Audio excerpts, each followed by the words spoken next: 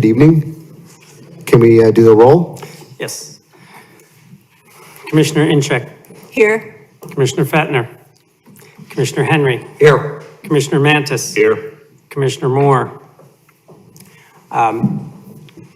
Chair Kirsch. Vice Chair Nanis. Here. Vice Chair Nanis, you assume the chair. We do have a quorum. Thank you. I'd like to recognize just two folks, City Council Liaison Yumi Ross is present, and Corporation Counsel Marcus Martinez, and Student Rep Chloe Pilot is in the front row. Thank you, Mr. Chair. Thank you. First order of business is the approval of the minutes from the regular meeting from April 7th, 2026. I move to approve the minutes of the April 7th, 2026 meeting as submitted. Second. Any discussion? Okay. So voice vote, motion. Motion? Anyone? I made a motion. We have a second. Yep, So we just need to voice. see who's in favor. That's correct. Didn't hear you, I'm sorry. All Voice. All in favor? Aye. All opposed? I abstain because I wasn't present. Approved. The minutes are approved. And Chair, if I may, I'll just make a quick statement on voting tonight. There are 4 of you, and our rules require a majority of those present, which means anything that must be approved by a vote of 3 or more votes. And so that's the case for all of our cases tonight. There are exceptions, none of which apply tonight. Thank you. The first item on our agenda is a continuation of public hearing number PUD-2025-0008 for a special use permit in the nature of a preliminary and final plan development with modifications from city code and a plat of re-subdivision with variances from city code at 147 Central Avenue. Does the staff have a report for us? Yes, thank you, Chair. And if I Thank you. can just state real quickly, there will be 2 city staff that give presentations this evening. So we have Patrick Hoffman, who's a planner too. I believe most of you know Patrick. And then we will also have Maddie Markle, who's in the audience right now. Maddie Markle is a planner 1 and is the, are you the staff liaison? Yeah, Maddie is the staff liaison to the Historic Preservation Commission. One other thing, I know Council Member Ross would like to make a quick statement before we proceed. Oh, sure, thank you. Thank you, Acting Chair Nanis. As I shared at the beginning of the last PDC meeting where this application, or when this application was considered, I am re-sharing that I live on Central Avenue across the street from 147 Central. I am liaison to the PDC, so I do not get a vote tonight. That comes later when City Council considers this application. I am told that there is nothing legally preventing me from performing the services I usually do. I considered this thoroughly and concluded that I can and will be fair and impartial, and that I must fulfill my council obligations for this important matter and important site in the city of Highland Park. I have regularly checked in with Corporation Counsel Steve Elrod and City Manager Gita Newkirk, including checking in with them today. Thank you. Thank you, Councilperson Ross. Staff? Great. Okay, so the PUD and subdivision for 147 Central. Staff recommends the commission continue this consideration. This item went before the PDC on January 6th, and the commission directed staff to draft findings of fact recommending approval at that meeting. Staff did provide that draft. I want to make one note. There was one clerical error in one of the items on K. What that standard is for mechanical equipment. This project does not have any improvements, so it's not really it's not an applicable standard, but just wanted to make that note that that was one clerical error on the draft. So since this has been a few months, I'll go through the summary of this project again, just as a reminder. So I will be presenting that information shortly, and then Marcus will also provide one detail, and then Maddie Markle Our liaison to HPC will provide the information for HPC's comments and recommendation. So the subject property, 147 Central, petitioner Greg Moore on behalf of the owner. Current property is one buildable or one zoning lot, and the proposal is to create two separate legal lots of record. The proposal is conforming with the R4 and LFOZ standards. Here's an area of the property. So their proposal is to create two lots, one shaped with this L and the other here in this vacant area. This is a planned development because this lot is greater than 3 acres. That is why it's going through the PUD process and not simply just the subdivision variation process. Also wanted to note this standard for historic resources, as the existing home on the property is historically landmarked. And again, Maddie will be discussing HPC's recommendation later on. There is no public benefit requirement for this project. The applicant will be doing a $2,500 donation to the city to help promote historic preservation. None of the variations that they are requesting require a public benefit though. So the proposal again is to create two lots here. Lot 1 is roughly 89,000 square feet and lot 2 is approximately the same size at another 89,000 square feet. This is for one lot to have one single family home on it. At the previous meeting, the commission asked, well, what would it look like if they just drew a straight line across for this subdivision?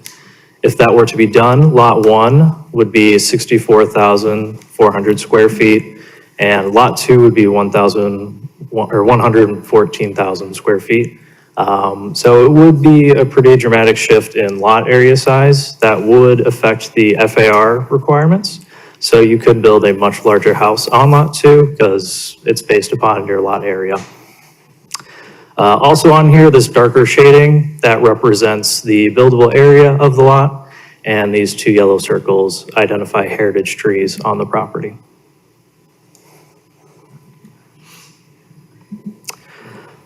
So they're asking for a variation to this subdivision standard. Is the lot shape.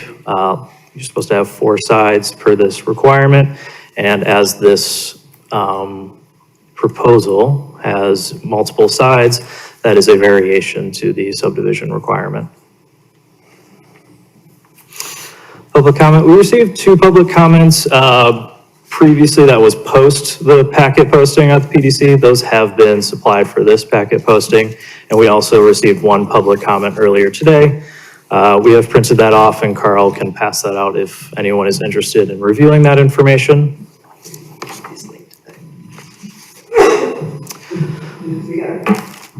We got comments from Kelsey Gonzalez this afternoon. Is anyone here for 147 Central who wants a copy of this?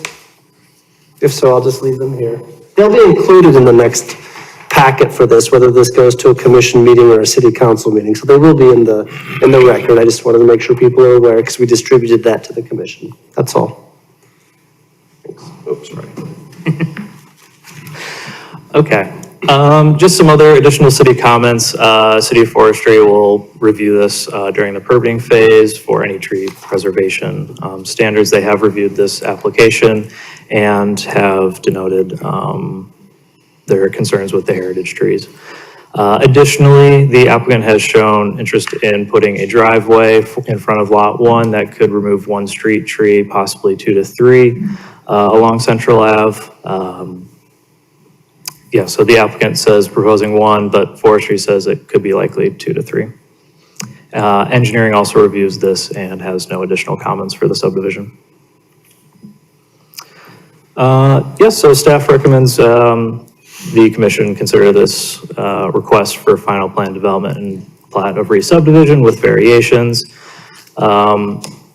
Additionally, the applicant supplied edits to the plat of subdivision post the packet posting, so this item will be needing to be continued to a date uncertain. The edits were reflecting changes in the building area. They reduced some of those setbacks, so that'll be in the next packet posting. I also have, it's very difficult to see since it's a little that, but we can try and zoom in. But I'll have Marcus speak first, and then we'll have Maddie up about the HPC comments. Chair, may I make a brief comment? Yes, please. So this application consists of two pieces of zoning relief. It's the planned development, and then it is the approval of a plat of subdivision. One of the criterion that Maddie's going to talk about later is 15520C, which is the preservation of historic properties, structures, areas, historically significant property structures, areas, and landmark areas. And what I wanted to make sure you all focus on as you consider this and as you deliberate is that this is an application that you should consider as it's presented. As Patrick noted, there are no structures proposed to be built at this time.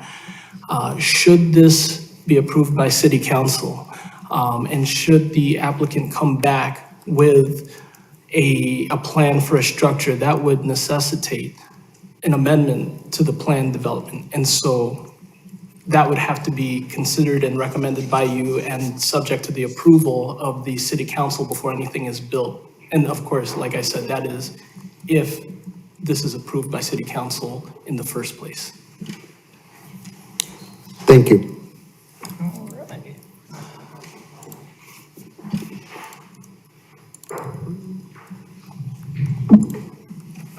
All right.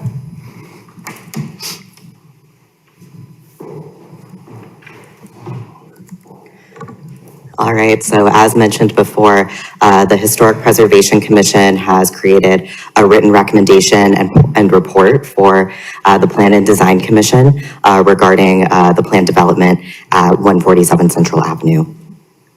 So as stated earlier, the reason that the Historic Preservation Commission created this written report for the Commission's review tonight is because of this code section that states that the Historic Preservation Commission will review the potential impact of the proposal on the historically significant properties, structures, areas, objects, and landscapes, and submit a written report and of its findings to the Plan and Design Commission and the City Council.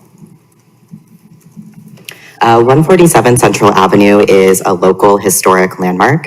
The property was designated a local landmark in 1985. And in 1985, the past Historic Preservation Commission found that it met multiple landmark criteria.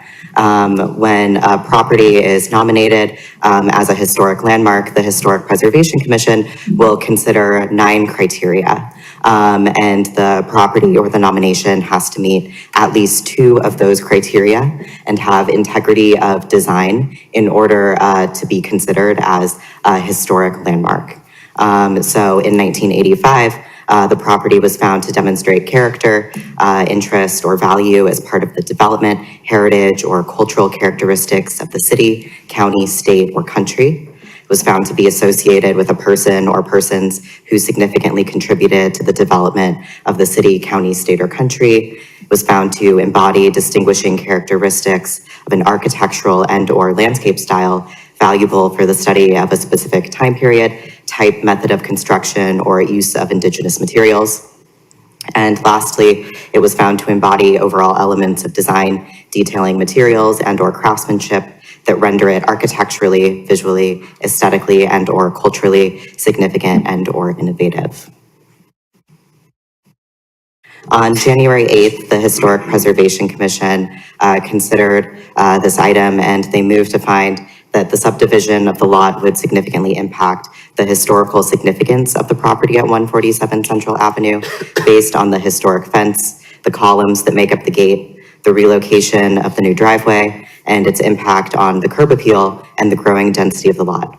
The HPC that evening recommended denial of the planned development, And since then, the HPC has worked on its written report summarizing their findings and recommendations. So this is a timeline of their consideration. You can see that they considered the item thoroughly after that initial January 8th meeting to create a written report for the Plan and Design Commission. At the January 8th meeting, the HPC requested further clarification regarding procedure for considering concurrent applications. We'll talk about the concurrent application that they were considering in a couple of slides. And the HPC moved to continue the item to the February 12th regular meeting. On February 12th, the HPC moved to continue the item to the March meeting at the request of the applicant. And at the March meeting, the HPC requested further information from staff about the zoning of the lot and moved to continue the recommendation item to the next meeting in April. And on April 15th, the most recent meeting, the HPC adopted their written recommendation, and they specified conditions of approval if the PUD is approved. But it's very important to note that they unanimously still recommend denial. The conditions that we're going to be talking about this evening are if the Plan and Design Commission wants to approve the plan development, but it is not the HPC's preference that they do so. As was mentioned earlier, Section 150.520C of code says that the plan development shall preserve all locally designated landmarks and properties, structures, areas, objects, and landscapes determined to be historically significant by the Historic Preservation Commission in accordance with Chapter 24 or 170 of code. At the March 12th meeting, the HPC did make a determination of historic significance regarding Lot 2 of the proposed subdivision. So the Plan and Design Commission should consider the Historic Preservation Commission's March 12th determination of historic significance, as well as the written recommendation that we'll talk a little more about later, and see if that aligns with this standard of code. So this is the concurrent application that I mentioned earlier. In addition to the written recommendation item that the Historic Preservation Commission was considering, they also were considering a request to partially remove the landmark status from 147 Central Avenue. The applicant requested that the commission consider partial landmark removal from Lot 2 of the proposed plan development and subdivision. The applicant did not request to remove the landmark from the entire property at 147 Central. The Lot 2 that was proposed is largely unimproved and does not consist of the historic structures that are on the property as a whole. So the HPC considered this landmark removal at their March 12th meeting. They decided that they do not recommend that the City Council consider a landmark removal ordinance, and this is their final determination. Additionally, the Historic Preservation Commission found that Lot 2 does meet landmark criteria. It meets landmark criteria 1, 3, and 4, and 7, as defined in Section 24.015 of Code, which is the historic preservation part of the City Code. And as a regulatory note, because of this final determination that the Historic Preservation Commission made, any new structure on Lot 2 will require a certificate of appropriateness from the Historic Preservation Commission.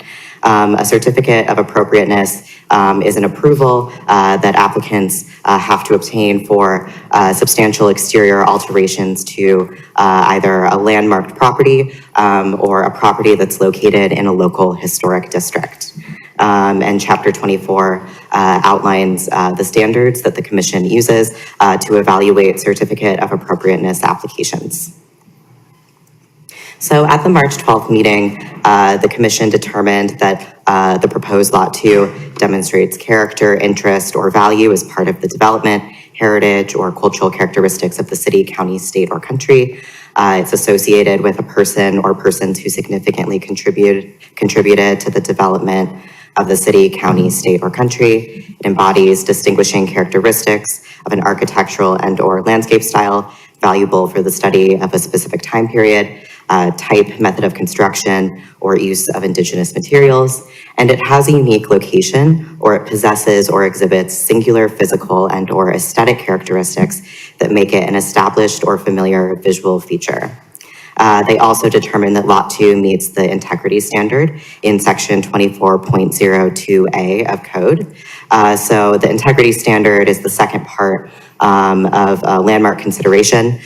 So integrity does not refer to the structural integrity of a structure or a property. It refers to the design and whether the historic design of the property or structure in question is in alignment with what existed historically. So this is the Cornelius Field House on the site.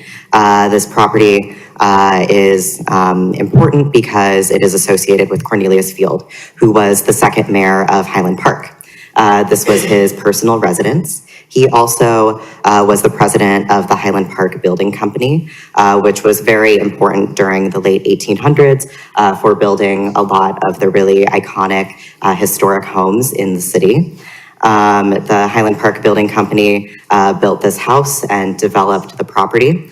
And like I said before, Cornelius Field did live in the house himself.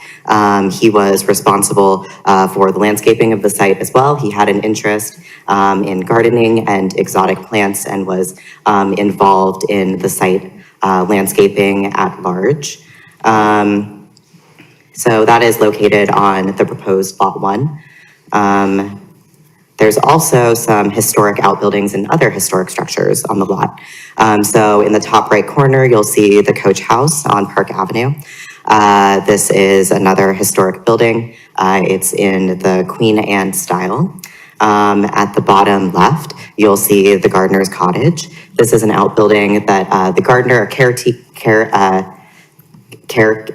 of the site would have lived in. And in the bottom right corner, you'll see some giraffe sculptures. It's kind of hard to see, but below that giraffe, there's remnants of a historic greenhouse. So this greenhouse did not exist in 1985 when the property was made a local landmark. It was already demolished, but the commission at the time did find that the greenhouse foundation has historic significance, even though it's just the remnants. And those remnants still exist on the site today. As far as non-existing remnants on the site go, on Lot 2, we have record that there was a historic ice house on the site at one point. It doesn't exist anymore, and it didn't exist during the time of the landmark nomination in 1985. So that's not relevant to your consideration tonight because it no longer exists. So this is a view zoomed out of the property. The property is quite large, so this really only shows you about half of the property. This shows Lot 1, and this would be the location of the proposed new driveway that the applicant has indicated on their site plan. This is where the proposed Lot 2 would be. It's largely unimproved open space, but it does have a wooded area. It consists some of the ravine. It has trees. And it also has the historic driveway placement. So this driveway is a typical modern driveway in terms of materials, but in terms of location, it is the historic driveway placement on the site. And this would have been where carriages would have come up to the house in the 1880s. This is the historic wrought iron fence that traverses the front yard of the property. This extends along the entirety of Central Avenue, and it goes on Lot 1 and Lot 2. And this is the historic gate post. This is in the public right-of-way, so this isn't located on the property itself. The property owner is responsible for maintaining the gate posts, even though the gate posts are on city right-of-way. The gate posts consists of some modern material and some historic materials. The brick is a modern material, but the pineapple finials that you can see on top of the gate are historic and are original to the property. According to Julia Jonas, a local historian in the area, and further research that staff conducted using sources such as the Smithsonian Institute's writing on historic gate posts from the Victorian era. you'll notice that there's some of that fence on the far east portion of that gate post. That part of fence is not historic. That is a reconstruction of some of the historic wrought iron fence that existed there before. It was replaced when there was construction on the central bridge nearby. But the vast majority of the wrought iron fence on the property is historic. It's just this small section to the east of the gate post on the public right-of-way that is not historic and is a reconstruction. So the HPC did create some findings that correspond to the historic elements on the site. The first is the wrought iron fence element. The commission finds that it is original to the property, except for that far east portion, east of the gate post. It's associated with Cornelius Field. It's an established visual feature of the property. It embodies the Victorian landscape style, and it has design details that render it historically significant. The commission finds that it will be damaged by the new driveway placement, and the continuity of the fence that extends along the entirety of Central Avenue will be disrupted. The HPC strongly opposes the destruction of the fence to make room for a new driveway on Lot 1, and the HPC prefers a shared driveway option to preserve the fence. The HPC also has findings related to the gate post element in the public right-of-way. The HPC provided you with these recommendations concerning this element because the Plan and Design Commission can consider off-site impacts. So it's not a part of the property, but the commission thought that it was relevant for your consideration anyways. It's original to the property. The placement's original to the property, as noted before. The brick is a modern material, but the finials are historic. It has an association with Cornelius Field. It's an established visual feature of the property. It embodies the Victorian landscape style, and it has design details that render it historically significant. Large gate posts, typically during this period, indicated historic carriage entrances that were one way on historic properties. So carriages would enter the property this way and exit the other way. The pineapples on the historic gate posts historically would symbolize hospitality. This is a super common motif in Victorian landscape design and architecture, especially in the 1880s. This is highly related to the colonization of other parts of the world that was taking place during this time period. So pineapples were having a bit of a moment in the 1880s. The finials, which are the pineapples and that little part that juts out underneath the pineapple, also had a functional purpose for historic gate posts. They were used to shed water to protect the core of the post so that the post could last longer. The Smithsonian Institute says that finials and these monumental gate posts were used to symbolically raise the standard of the house. So this is a good indicator that this estate belonged to someone who was very powerful, very wealthy, and had a lot of influence on the community. And the HPC is very concerned about the potential loss of this gate post. The driveway element is original to the property, not the materials, but the placement. Again, it's associated with Cornelius Field. It's an established visual feature of the property and embodies the Victorian landscape style. The HPC is opposed to changing the current driveway placement and would prefer a shared driveway easement to preserve the driveway placement. The HPC also has findings about the estate setting element as a whole. So this is the open space and the historic setting of the Cornelius Field house. So that consists of the open area around the house, including Lot 2 that's being proposed. The estate setting, that entirety of the open space is original to the property. This open space around the house is how the site would have looked in the 1880s when it was developed by Cornelius Field and when he lived there. So it does share an association with him. And the commission states that it's an established visual feature of the property and embodies the Victorian landscape style. The HPC finds that the estate setting is an integral part of the historic resource, and the proposed plan development will increase the density of the property and will fundamentally diminish the estate setting. The HPC unanimously recommends complete denial of the proposed plan development on the basis that the proposed plan will irreversibly alter the property's historic site setting. The HPC further emphasizes that the open space on the property contributes to the estate setting of the Cornelius Field property and is an integral part of the historic resource. And allowing the construction of any structure on Lot 2 will create more density and detract from the property's historic significance. So although the HPC ultimately does not recommend approval, they did move to include potential conditions of approval to their recommendation. And this is just further information for the Plan and Design Commission in the case that they do want to approve the plan development. However, the HPC further emphasizes that this is not meant to imply that they are in any way in favor of the plan development or its approval. They just want to give the Plan and Design Commission more information to inform their decision. This part of the recommendation was ultimately approved and adopted by the Historic Preservation Commission, but it was adopted with a dissenting 4-3 vote. So one of the dissenting commissioners was adamantly against the Preservation Commission, including any conditions of approval in the recommendation to the Plan and Design Commission, and two other dissenting commissioners favored larger side setback requirements and a front yard setback that's more restrictive than what we're about to talk about. So the commission recommends that the Plan and Design Commission require an 80-foot side setback on the west side of the proposed Lot 2, that any new structure on the proposed Lot 2 not exceed the height of the Cornelius Fieldhouse.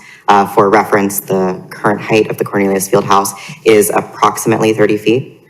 And that the Plan and Design Commission require the preservation of the gate posts, the wrought iron fence, the heritage trees, and the use of the driveway in its existing location with no additional driveway as conditions of approval.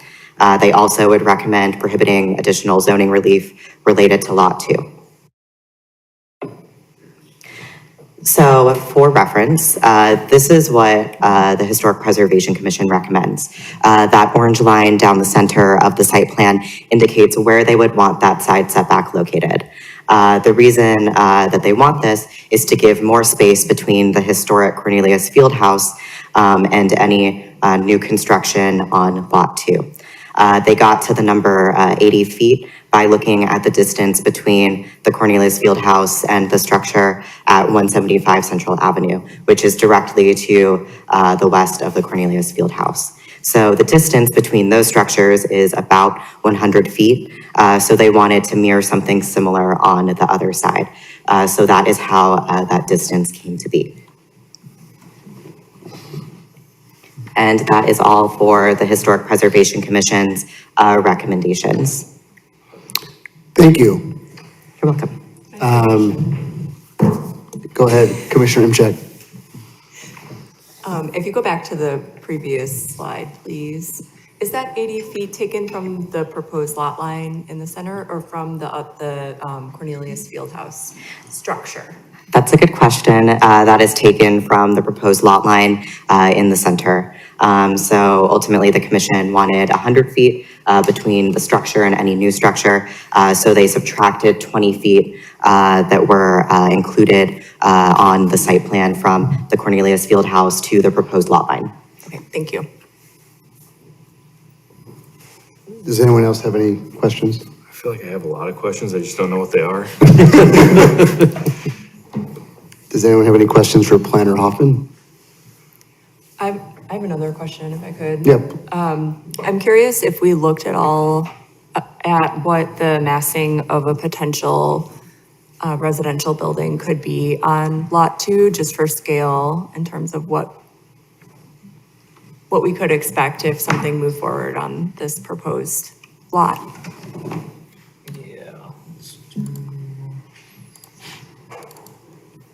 So to be clear, we do not have a proposal from the applicant on that specific question, but I understand you mean in theory. Don't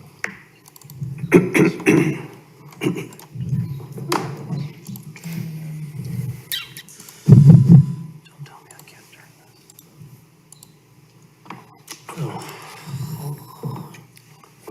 this.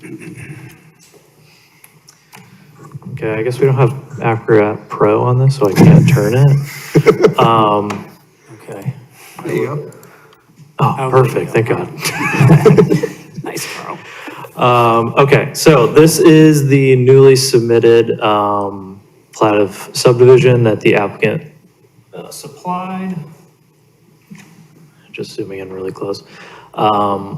So based off of the R4 standards, these are pretty much the minimum requirements. They can do a 12-foot side yard setback. That is the minimum for the R4 zoning district. It's based off of the lot width. It's 30% of the lot width. And since the ravine is much of this other side yard, that takes up a lot of that required side yard. And it ends up being that the steep slope zone setback becomes the more restrictive requirement for that. So it's a 10-foot from the top of slope along this ravine edge. And then back here is the 35-foot required rear yard. Let's zoom back out a little bit. And they're still proposing a more restrictive than required front yard setback to match where the existing home sits. So this would be the buildable area of the property. That would be primary structures and accessory structures. For reference, you can see the home next door, the historic structure there, and the size of that home. Do we have an area on that home? And notwithstanding any heritage trees as well. Correct. Like hypothetically speaking, what would be the square footage of the buildable within the R4? Yeah. And then what would be the rough FAR for square footage of it? Houses could be built there. Do you mind if you pull up the FAR calculator? That was going to be perfect. Carl's pulling up the FAR calculator. It's just based off of that lot area, so we'll have that shortly. And Maddie's pulling up how much square footage the existing home is, Thank you. just for a comparable. And you can only put currently, a single Single-family residence? home, correct. Correct. So if there are other questions while staff get those Yeah. bit of data, let's do that. But yeah, it would be for a single. Thank you. Does anyone else have any? So I guess one question I have, there was a little bit about the estate setting that was included in the HPC's findings. You also mentioned that he was like a landscape aficionado, I guess. Is there anything specifically in the 1985 ordinance that put the landmark designation on this with regard to the landscaping that would be impacted here? Or is it just the broader estate feel? It's just the broader estate feel. So in 1985, specifics about the landscape in regards to plantings were not mentioned. A lot of the landscaping that the exotic plants that Cornelius Field was interested in did not exist on the site or had degraded to an extent that they weren't considered during the 1985 landmark designation. However, in 1988, the city did commission a landscape survey of multiple historic properties in the city, and this was one of the properties that was included. So some of the historic elements like the fence, the gardener's cottage, the coach house, the greenhouse foundation, those are talked about in the 1988 landscape survey. So it's been something that's been on the city's radar for a while, but no, it's not included in that 1985 landmark ordinance. Furthermore, the estate setting and some of the elements that I just mentioned, the gate and the outbuildings, were mentioned in a National Register landmark nomination, which is separate from the local landmark status. So there's local landmarks and there's national landmarks. The Historic Preservation Commission only considers local landmarks. However, during the time that this property was included in a national landmark nomination, the person who submitted the nomination was the chair of the Historic Preservation Commission. Ultimately, this property did not become a national landmark, but we do have the writings of the Historic Preservation Commission chair about her thoughts about the property as a whole that she submitted to the state for a national designation. Thank you. I have another question for you, Maddie. You mentioned that the gatehouse on the right of the map there is where the carriages would egress. Where would they exit the property? Like, is there historical knowledge of where the driveway went that is no longer there? Presumably, they would go around the house to Park Avenue. There's actually a bridge, a historic bridge that goes over the ravine. So that's where they would exit. I guess in a pinch, they also could reverse, but typically you don't want to do that with horses. But we don't have evidence of where another driveway component would be. The horses entering is a bit of conjecture on the part of our local historian based on what she knows about other historic properties and just the practicalities of getting horses and carriages onto historic properties. But yeah, you can see that bridge that goes over the ravine and connects the Cornelius Field house to Park Avenue in the back there. Thank you. And then can I come back to the floor area question? Yes, please. So, yeah, and so I think the question was several parts. I think in general, just, what conceivably could be built, how large and where. And so the floor area allowance, so if this lot 2, if it were to be approved, this lot 2 would allow a floor area of up to 15,352 square feet. And then in terms of, massing and location, notwithstanding tree locations or heritage tree locations and notwithstanding any, conditions or whatever may be added by the commission or the council, this is the buildable area that is proposed by the applicant. The front yard here, the side yard here, and then the steep slope zone here, and then the rear yard there. So I hope that gives an idea. Additionally, they could do 32 feet in height. That is the height limitation for the R4 zoning district. That is based off of the average grade of the property, which is the outlined area. Essentially, you would just get the elevation points of that area, and that would give you the average grade from there, 32 feet. Thanks. And the home in question was 30 feet? I believe so, correct. Yeah. One other question. I know we were talking about estates and around that. Is there like a legal definition of like what constitutes like an estate, either from like a preservation perspective or from a city code perspective? No, there is not. Thank you. However, historic setting is something that is important in historic preservation circles. And this property as a whole is landmarked. So it includes not just the structures, but also those other elements, including that open space. Thank you. Does anyone else have any other questions for the staff? I have one more follow-up. If the 80-foot setback was included on that, from the lot line in between the two lots, did the city look at what the potential footprint of a home might be if that setback was included? I'm assuming it would be a really narrow, long building there. Would that even be like a buildable space? Yes, something could be built. That area is here. So it's this. What color would you call that? Is that a green gray? Teal. This essentially this part that's to the right of the orange line. That would be the buildable area if an 80-foot setback was imposed along the western part of the proposed lot 2. And you can see the home there on the left that's currently the historic property. So you get an idea. And what was the size of that home? Do we have the footprint of that? Not just the gross floor living area?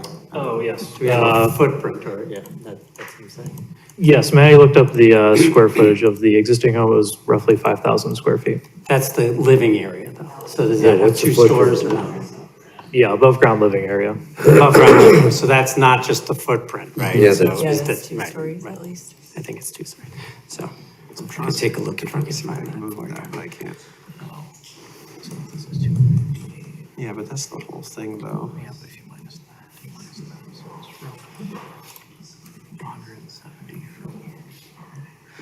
Okay. So based off of some quick math, it would be roughly 170 feet from here to here. We have the distance, because this is where the lot width was measured. It was 280 feet across here. 258. Oh, sorry, 258. 65 feet was to the top of ravine for the steep slope zone. We got 10 feet from that little buffer there, and then 12 feet there. So with all that subtraction, it's roughly 170 feet from this point to this point. Now, that is the widest portion of that lot, so it does taper in a little bit on those portions, but it's still roughly that amount of area. Thank you. Does anyone else have any other questions for the staff, or are we ready to hear from the petitioner?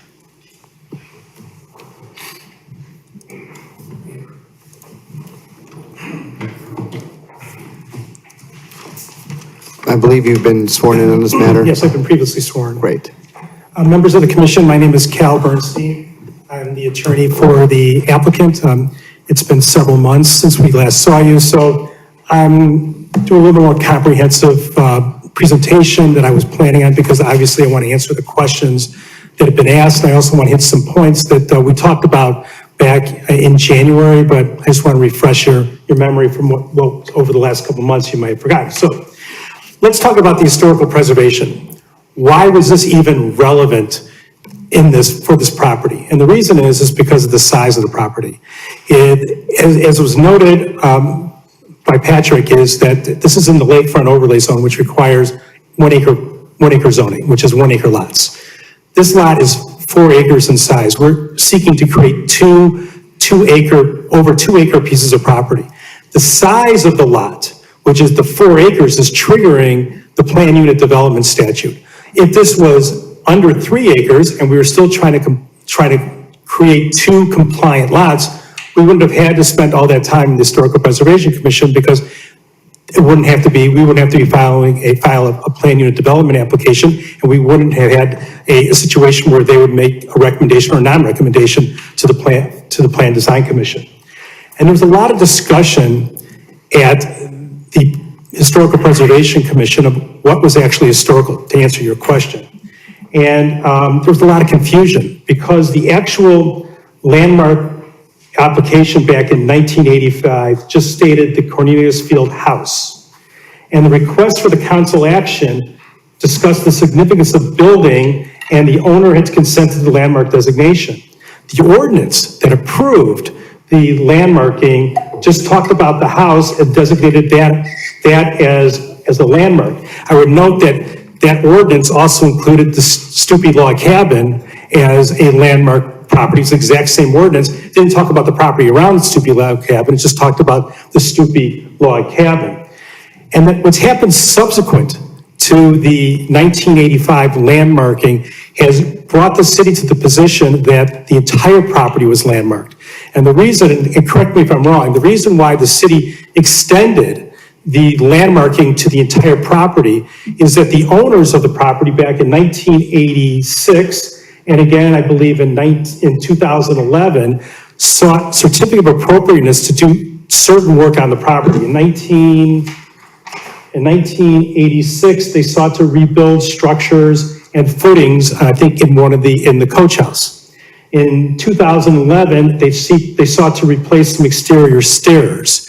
And so based on, and I don't want to put words in the city's mouth, but my understanding is that based on those two, the owner of the property following the certificate of appropriateness for those other items that were not in the house, they therefore extended the entire landmarking to the entire property, which includes the proposed Lot 2. I would note that an earlier staff report that was submitted to the Plan Design Commission by the city staff, and noted that none of the historical elements were located on the proposed Lot 2. They were all located on Lot 1. The historic setting that we were just discussing was not included in the 1985 landmark designation, nor was it included in any of the certificate of appropriateness that were issued both in 1986 or 2011. That was recently determined by the current Historical Preservation Commission as we work through the process.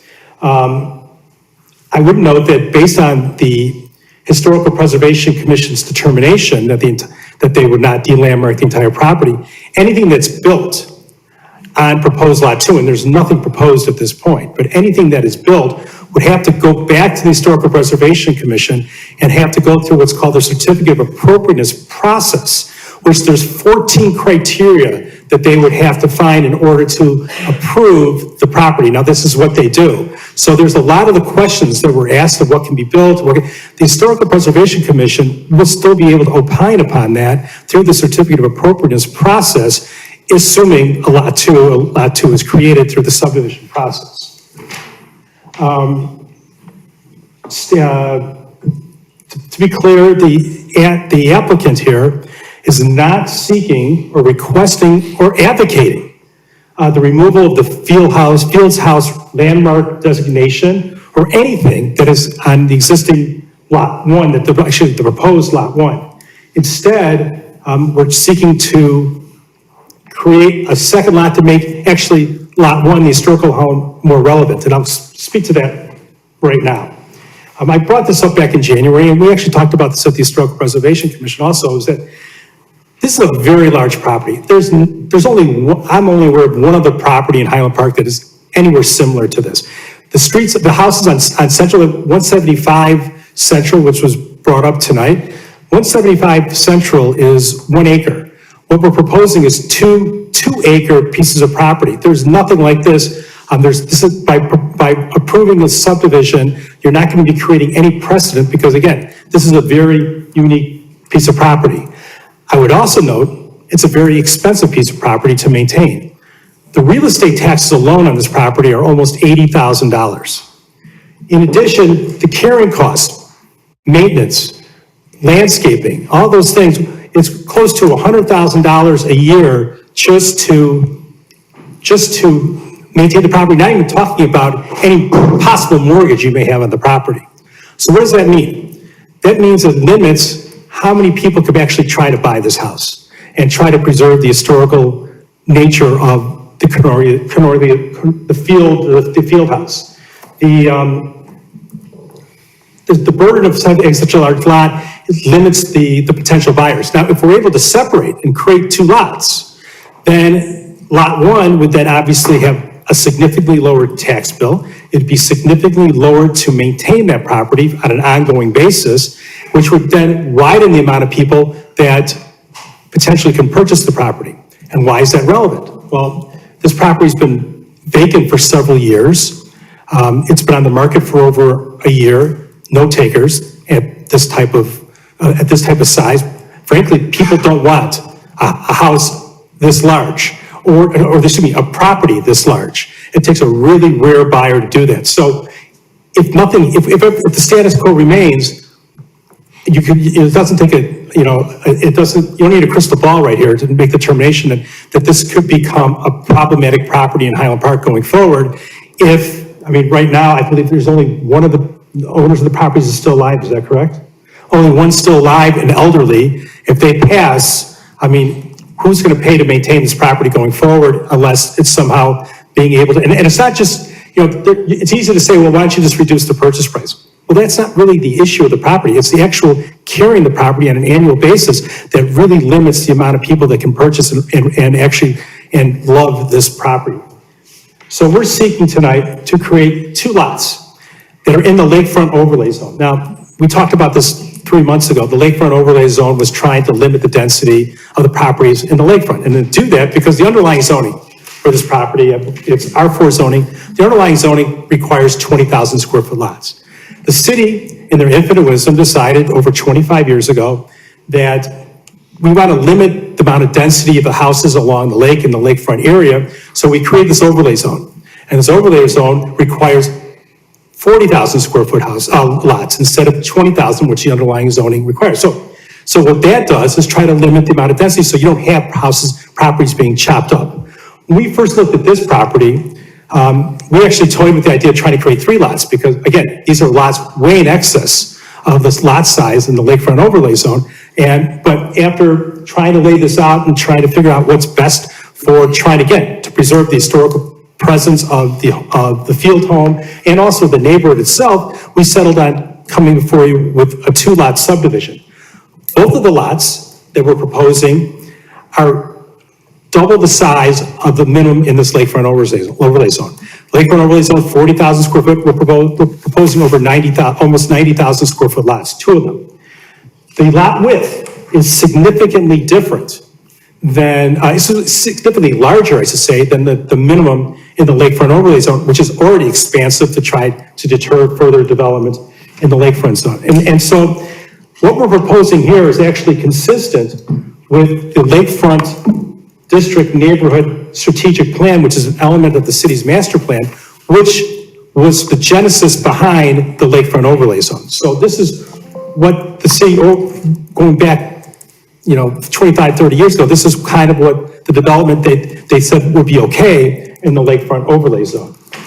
So talking about the Historical Preservation Commission, it was not a surprise. We anticipated that they were not going to be in favor of this. They're in the business of preserving historical property. You can review the transcripts from those meetings. They were fairly contentious because this is something that they did not want to see.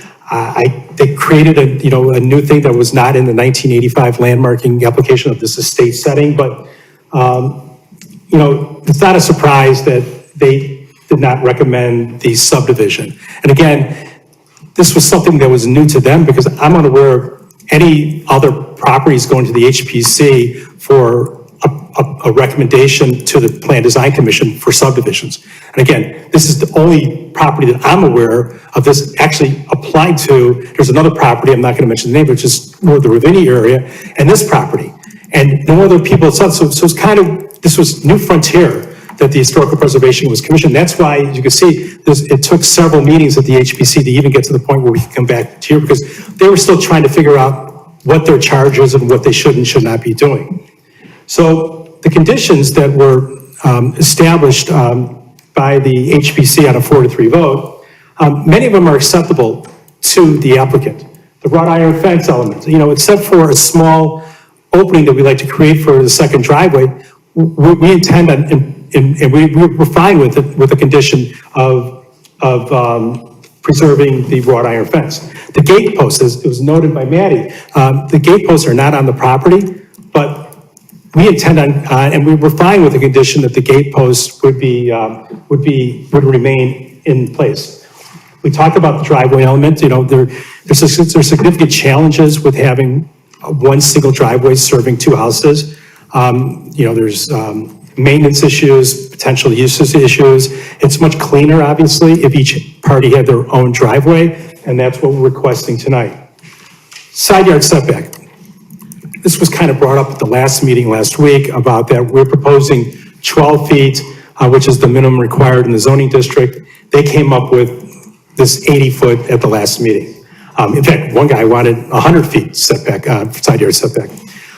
What we would, in order to provide breathing space, what we would propose is a 20 foot, and we would come back with revised site, we're gonna come back anyways with a revised subdivision plan, is a 20 foot setback along the west side, the length of the field house, and then going down to 12 feet in the rear. That would provide more breathing room. Again, that would be, there's 20 feet, so there'd be a separation of 40 feet between the 2 homes with the proposed new 20 foot setback. Height. Height is just a lot more complicated than just taking a tape measure from the front door and going all the way up to the top of the roof of the city. Height is in Highland Park is determined by the 4 corners of the buildable envelope. If this property is not divided, this building envelope is 3 acres in size, and there's a significant drop-off between the lot 2 and lot 1 as you slope into the ravine. We haven't even begun to even thought about trying to calculate what the actual height is of the field house. I would note that, as I said, if you look at the topography survey, there's a significant grade change as you go from the west to the east. And so therefore, any 32-foot home that's built on this new property, if it's approved, I'm guessing we have an architect here tonight, I'm sure he can opine better than me, but I'm guessing it's gonna be less than the height of the field house as optically you look at the houses, just because there's a significant grade change. So it's really, height is kind of like it's an argument that it's a little dangerous because there's a lot of other factors that go into determining what the height is. There's 2 heritage trees on the property. Though we are not seeking to remove those heritage trees, and we would agree not to seek to remove those 2 heritage trees. There'll be no other zoning relief requested for this. This is actually a fairly simple subdivision that we're trying to create. What complicates it is the size of the property and the fact that it sits, the new lot sits next to what is considered an historical home. So I think I hit everything I wanted to talk about tonight. Oh, the public benefit. I just note that even though it's not required, because we're not seeking any relief, any zoning relief in connection with this plan unit development, we're still, what the genesis again is also historical preservation. And we're still in favor of historical. We want to preserve what is there currently. What we're trying to do that is that we have this large empty lot directly to the east of the historical home that is now empty. And we're trying to make it easier to preserve the existing historical home. And in addition, we'd like to make a contribution to promote historical preservation in this community. So in sum, the new lot comports well with the neighborhood. These are still going to be double the size of any other lot on this street that I'm aware of. So it's going to comport well with the neighborhood, and it's actually going to comport better than having this huge 4-acre lot in the middle of properties where there's lots of there's lots that are not conforming, that are under half acres. There's acre lots. I think the lot directly to the west of us, 175 Central, is probably the biggest lot on the street, and that lot is roughly a little over 1 acre in size. So what we're trying to do is this would actually fit the neighborhood, what we're proposing. The landmarked home and everything around it that has already received certificate of appropriateness to this place will be preserved and will not be touched. The newly created lots will comply with all the regulations including minimum lot width, depth, area in the zoning code. The application meets all the standards of the subdivision code except for the one with regard to the 4-acre lot. And the reason these are 4-sided lots. And the reason why it's not a 4-sided lot is that we're trying to make these lots equal in size. Otherwise, we could have done something different and try to make it more rectangular. But we thought it would be better from the neighborhood for everyone to have 2 similar sized lots rather than, and also in fairness with regard to real estate taxes, having two lots that are basically of equal size. And lastly, I just note that, again, there's a lot of discussion in the Historical Preservation Commission about trying to preserve this property and the estate setting of it. And, we have to be practical and realistic, and is that possible? And by looking at the facts, again, to answer the question earlier, if there was a landscape plan that included this property, that'd be one thing. But the proposed lot 2, there is nothing, as this was noted in an earlier staff report, there was nothing that was considered landmark material or structures on the proposed lot 2. So what we're requesting tonight is doing a subdivision to allow for a second lot to be created on the eastern side of the historic home to provide that the historic home will remain, and we're not seeking to do anything with that property except try to sell it to someone who's going to love it. And We have with the prospective buyers here tonight, along with this architect, who was a former chairman of the Historical Preservation Commission, who is very attuned to the standards that will need to be shown once we go back, assuming this is approved, we go back to this Historical Preservation Commission, seeking a certificate of appropriateness, and also the owner's representatives here. So we're available for any questions you may have. And thank you very much for indulging me. Thank you, Mr. Bernstein. Does anyone have any questions for the applicant? I think I do.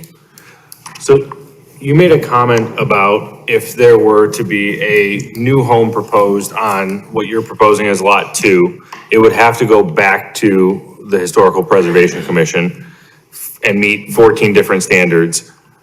I guess I'm curious, if that's the case, why are you also looking for a driveway here rather than just subdividing the lots and dealing with that at a future point in time when a house might be proposed anyway? Well, because we're seeking to create a driveway for Lot 1, which is the home, which will not be part of the certificate of appropriateness, because the certificate of appropriateness petition or application will be strictly for Lot 2. Got it.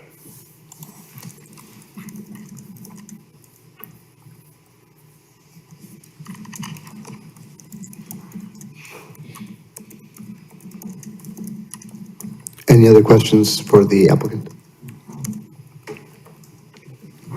Thank you. Thank you. Thank you, Mr. Bernstein. Are there, go ahead. Carl.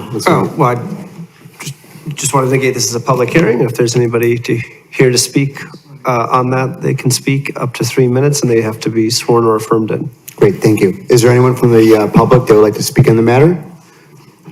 Please make your way to the podium.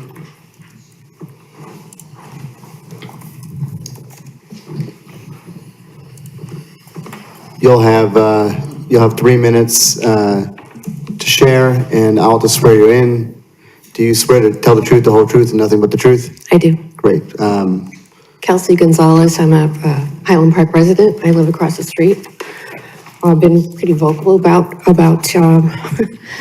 this, so I have 3 minutes. So I wanted to just say first, the Historic Preservation Commission, remind everyone, unanimously recommended denial for this. It didn't simply say the house should be preserved. It found that the open space in the entire estate setting are historic resources themselves, and that subdivision and construction would fundamentally destroy that status and setting. As Mr. Bernstein pointed out several times, this is one of the only last remaining spaces in Highland Park that has a status. It is,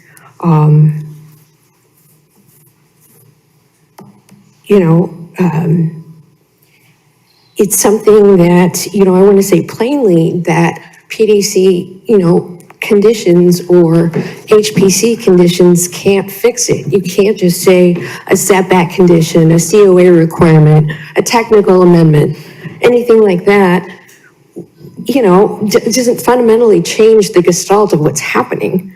This is still a permanent subdivision of a 150-year-old landmark estate that the HPC voted 7-0 in March in a legally binding decision that it should not be divided.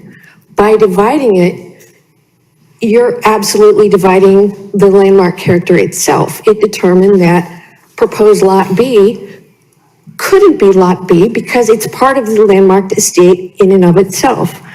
So this isn't really about setbacks or driveway placement or pineapples or, it's about whether this commission will recommend the city overrides its own preservation process. It's important to know that Highland Park itself, it builds itself, quite literally, the real estate market on what this estate represents: the historic character, the river ravines, the open spaces, and a sense of place that cannot be manufactured after it's gone. So, you can't keep telling the story while approving the destruction of what makes it true. I'm going to skip over a few points here, but in closing, essentially, is once you destroy it, it can't be taken back. It can't be. And if the city holds value at all in historic preservation, then how could it de-landmark? How could it take a recommendation from any commission to allow this to happen? I would encourage you to recommend that this not be subdivided. Thank you. Thank you. Mr. Chair. Just a point of clarification. So the HPC, or the Historic Preservation Commission's recommendation, is not binding on this commission. I just want to say that, nor is it binding on the City Council. City Council is the final authority. You are recommending authority, so is the Historic Preservation Commission. Thank you, Mr. Chair. Thank you for the clarification. Is there anyone else that would like to speak on the matter? Please come up to the podium.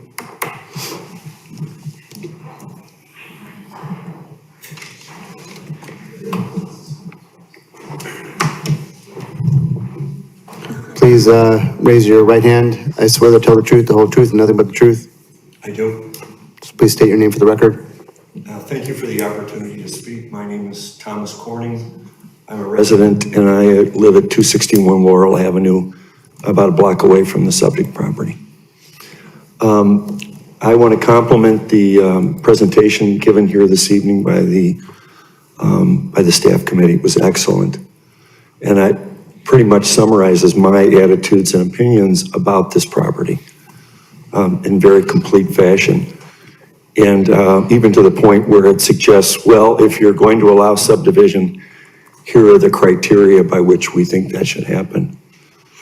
And I'm a little over my skis here to suggest what might happen because there are so many variables contiguous to this issue. But my wish as a resident would be that if there's a subdivision allowed, that it be made, that the construction that would be done there for a residence be respectful of the existing architecture. That is my single biggest issue, whether it's 80 feet setback, 100-foot setback, how many stories, what the allowed square footage is. In the end of the day, this important property would need to be honored. And as I said, when I spoke at the Historic Preservation Commission, I'm sorry if this sounds snotty, I do not wish to see another black and white contemporary box positioned next to a 19th century historic property. It just simply is unacceptable. This is not an answer that I find to be acceptable. So I also said last time when I spoke that I'm sympathetic to the applicant's economic problems. They're saddled with a huge financial burden here, and they don't have people who are available and willing or able to support the economics required to manage this property. So I don't wish to see this property fall into disrepair and then deteriorate because of the hamstringing that this requirement has put on them. So I wish to be sympathetic to their request for the subdivision. My request of both HPC and of this board is that you consider that the architecture be limited, and this is not consistent with Highland Park's approach on any other properties having to do with appearance review or other architectural considerations. So I know that I'm out of bounds here to even suggest this, but the notable aspect of this property architecturally and its significance historically, I think merits this special consideration. So my request would be that in addition to what the staff has recommended, would be that it be required, firstly, that they not be able to shed the historic preservation assignment to this property. If they separate Lot 2 from Lot 1, that it has to come along with the historic preservation requirements, and that could be used as a tool to limit the type of architecture that is placed on the property and the scale and magnitude of the building that be put there. Again, with the idea that any house that's constructed on Lot 2, I feel should be complementary and reflect the architecture of the building on Lot 1. And that would be the concession that I would ask of the applicant in order to be allowed to have the division. That would be my personal request as a resident. Thank you, Mr. Corning. Thank you for the opportunity to speak. Mr. Chair, just point of order, I don't know that the applicant has requested that consideration, that it would not be, one. Two, this is a zoning matter that's before you at this point. So from the historic preservation aspect of things, You have a standard in your PUD standards that you're considering, and you have a recommendation from the Historic Preservation Commission. Those are within your purview. As to Chapter 24, our Preservation Code, the Historic Preservation Commission did consider the applicant's request to remove landmark status on the Lot B or Lot 2 proposed here this evening. And their decision was to deny that request, and therefore it is still landmarked and will remain landmarked regardless of your recommendation here this evening. So if it is landmarked, which it is, it would be required to, as we had indicated in our staff report, to, at some point in the future, when a home is proposed or some development is proposed on this, two things would need to happen. An amendment to this PUD if it were to be approved, and a certificate of appropriateness to the 14 standards for new homes. There is actually standards for new homes in our preservation code, and so those would be the applicable standards. So I just wanted to make that clear. Thank you, Mr. Chair. Thank you. Chair, may I Yes, say please. something? Thank you. I'm just repeating something that I said the last time the PDC considered this, to the point of Attorney Bernstein's point about the cost of ownership.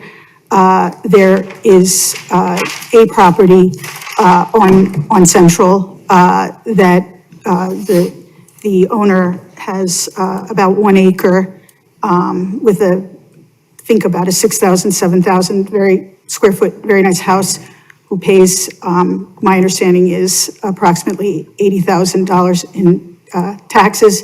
It is not the size of the lot, but the improvements that trigger the higher taxes, or certainly that's a huge part of it. Thank you. And that's something I said at the last PDC. Sure. Director Fontaine, if I understand what you just said, regardless, if this commission were to approve this application with whatever other restrictions we might come up with, both of these proposed lots would still be historic. They'd still be landmarked, that's correct. Landmarked historic. Correct. And subject to those rules and The regulations. certificate of appropriateness before the Historic Preservation Commission, that is correct. And to reflect on Mr. Corning's comments, those are the kinds of things that arguably, if somebody proposed to build a residence on that property, they'd have to address that. Correct, those standards. In that they- coming up with, trying to get a certificate of appropriateness. That is correct. So, the information that you've been provided tonight and that, what I would call subsidiary recommendation that Maddie talked about of the Historic Preservation Commission, those are things having to do with setbacks and such. This is a commission that deals with zoning all the time, modifications to setbacks, things like that. I would steer clear of trying to dictate anything that would be covered by the standards of the COA on the home, It's which there premature. is no home proposed right now. Right now, it's a vacant lot that's proposed as part of this planned development, and that's an important distinction. A vacant Right. historic lot. Yes, it would still be a landmark property, that's correct. Can I ask a follow-up, Chair? Please go ahead. I've been thinking about what Mr. Bernstein said about how the 1985 report designated the structure and not the property, and that your interpretation, Mr. Bernstein, if I'm quoting you correctly, is that the city sort of extended that historic designation to the rest of the property through the decision-making processes that have happened recently. I guess my follow-on question to that is, given what you were just saying, Director Fontaine, is there a way that we can, legally, or the city can more formally articulate that the historic designation would apply to both of the lots once they're subdivided? Or are we depending on the 1985 report, which may or may not be interpreted as only pertaining to the structures that are on the lot? We made an interpretation based on the entirety of the record related to the property, which is this estate. It is clearly an estate property. Maddie has spelled out both local information as well as National Register information used to make that determination. So we do believe it's the entirety of the property. Okay. And that's our position. And so that determination has been made. That determination then carried through to both this commission and to the Historic Preservation Commission. The removal of the landmark request was taken up by the commission and denied, and so they are a final authority with regard to that. That's separate and apart, that consideration, from what's before you. Okay, I just wanted to say that. So it is still landmark property in its entirety, and if it's subdivided, you put land it, they both are still landmark properties, okay? Now, that means that there be regulation dictated in terms of what would be needed to build something on that Lot B or Lot 2, as we're referring to it this evening. And those are the standards for new construction within our Chapter 24 Historic Preservation. So that is our opinion, and that's where we are right now in terms of this consideration. So it's my understanding that the applicant would like to get a continuance for this matter. Is that? Patrick had indicated the applicant had made some changes to the subdivision, and so we should talk about that. Yeah. And Chair, before we get to that, I'm not sure if we've determined that there are no other public comments. Thank you. Is there anyone else from the public that would like to speak on this matter? Okay. Thank you. So the subdivision has been amended. We just recently received that. Patrick can provide, more details on that, but it has not been fully reviewed by staff. Okay. Yes, That's correct. yeah, I mean, staff would certainly, like a continuance in order to review that, yes, but whatever the commission's pleasure is.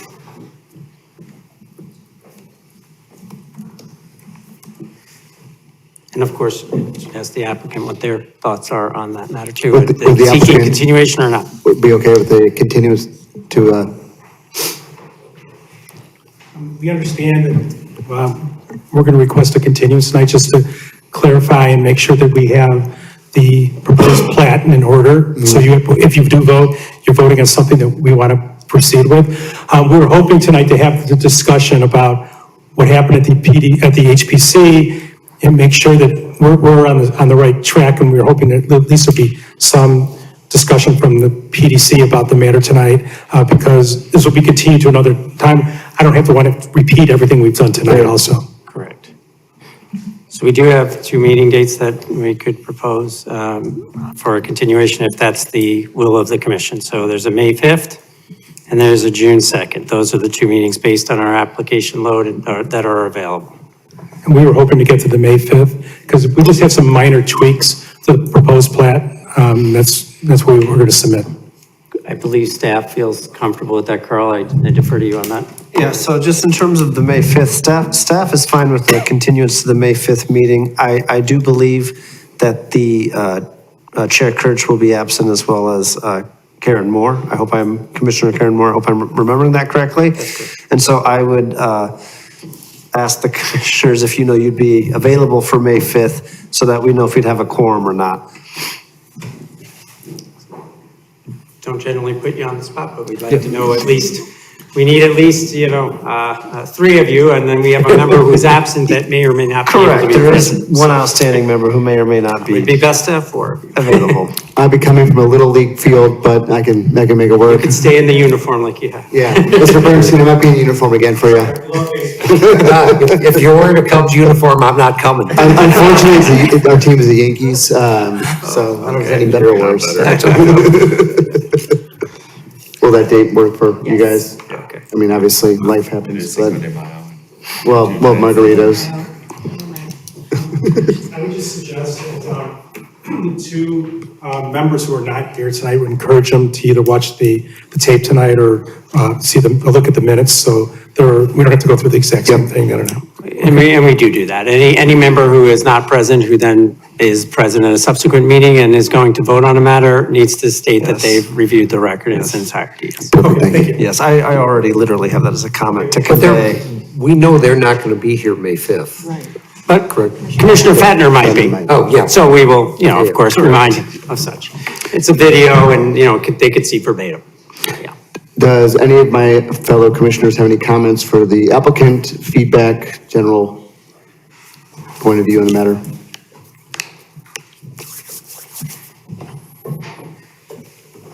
Yeah, I'll go. I'm never at a loss of words. It seems to me that this issue is as complex as we've seen, at least in my tenure on this commission. And it brings to the fore, among other things, an owner's right to do things with the property versus a city's right to regulate how property is used and managed. And that's a very simplistic view of it, but that, part of it comes down to that. Our job isn't the same job as the Historic Preservation Commission. They look at it with different eyes than we do.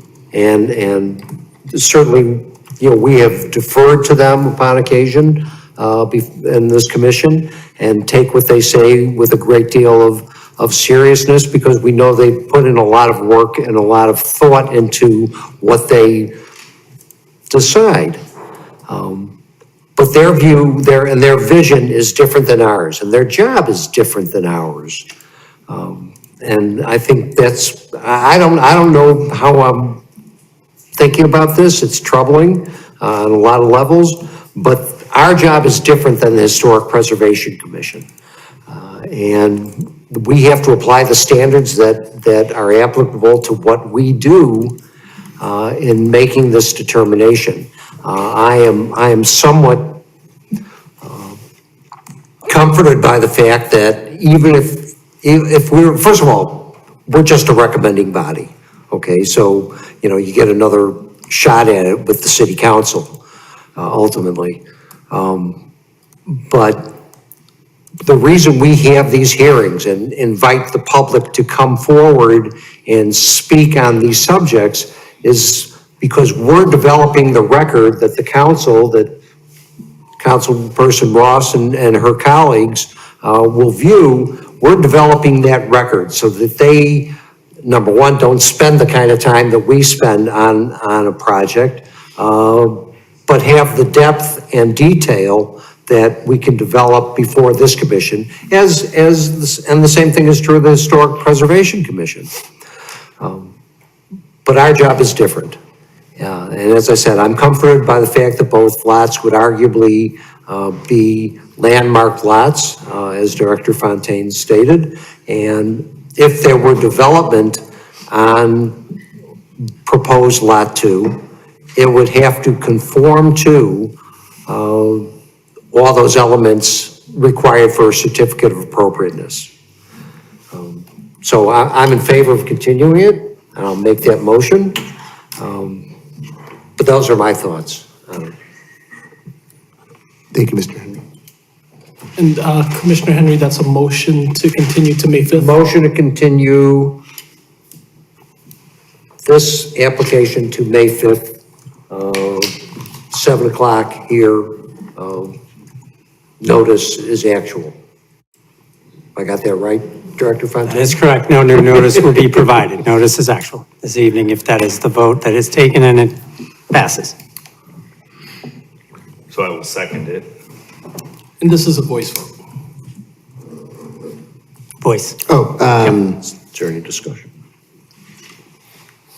That's what I do. Just put the vote. All in favor of continuance of PUD 2025 to a date certain? May 5th. May 5th. May 5th. Say aye. Aye. All opposed? Okay. Okay, this item has been continued. The motion prevails. May 5th, this room, 7 p.m. Thank Your notice is actual. No new notice will be provided. And folks who are departing, the noise echoes through, so please be quiet because we have more work to do. The second item on our agenda is PUD-2026-00083 and PUD-2026-00084 for a zoning map amendment to rezone from RM1A to RO, a special use permit in the nature of concurrent preliminary and final plan development and design review with a modification and variation from city code for a multi-story, multi-family development at 1696 to 1704 McGovern and 793 Laurel. So because this is a new item, I need to read this, correct? That's Okay. right, yep. Okay. Welcome to the regular meeting of the Highland Park Plan and Design Commission. My name is Josh Nanis. A quorum of the commission being present, the members of the commission will now introduce themselves to the record. From my right, Kristen and Check. Danny Mantis. Ken Henry. we are required to decide cases within 45 days after receipt. All testimony is under oath. Both the applicant and others who wish to speak on a particular case should present specific evidence as to why a proposal meets or fails to meet the standards for the relief requested. For clarity of our record, only one person at a time will speak, and all questions will be directed through the chair. We ask you that to make every effort to not be repetitive in your testimony. Finally, we will make every effort to adhere to the schedule prepared. For tonight's hearing, if additional time is needed on a matter, it will be continued until the next available agenda.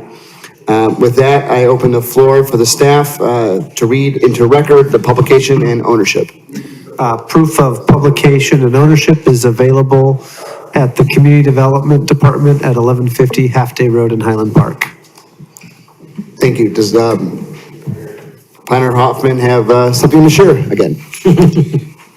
Yes, so the PUD rezoning for the properties at 1696-1704 McGovern Street and 793 Laurel Avenue.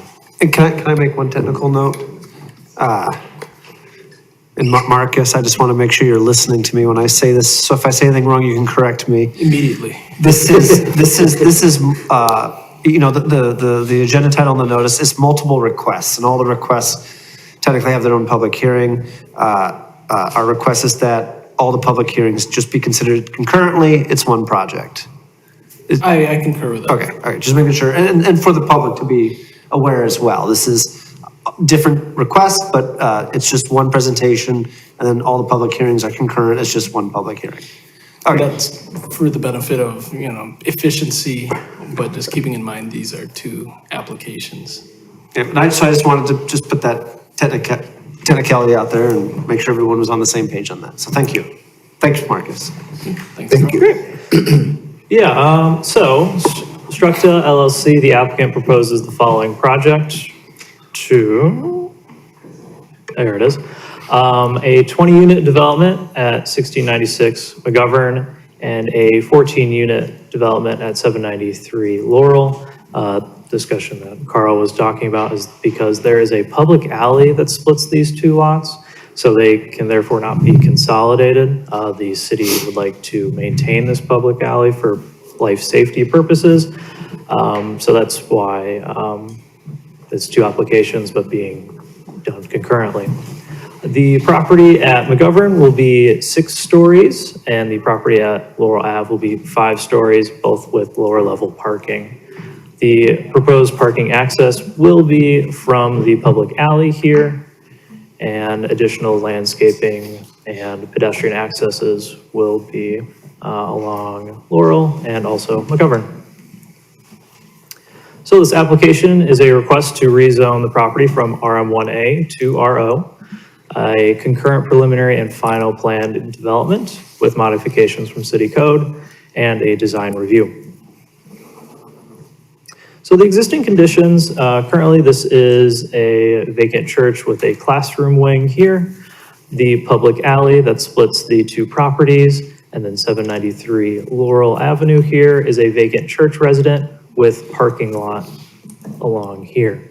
The properties have been held under common ownership since at least 2002, so they've been working together as kind of one site for a considerable amount of time.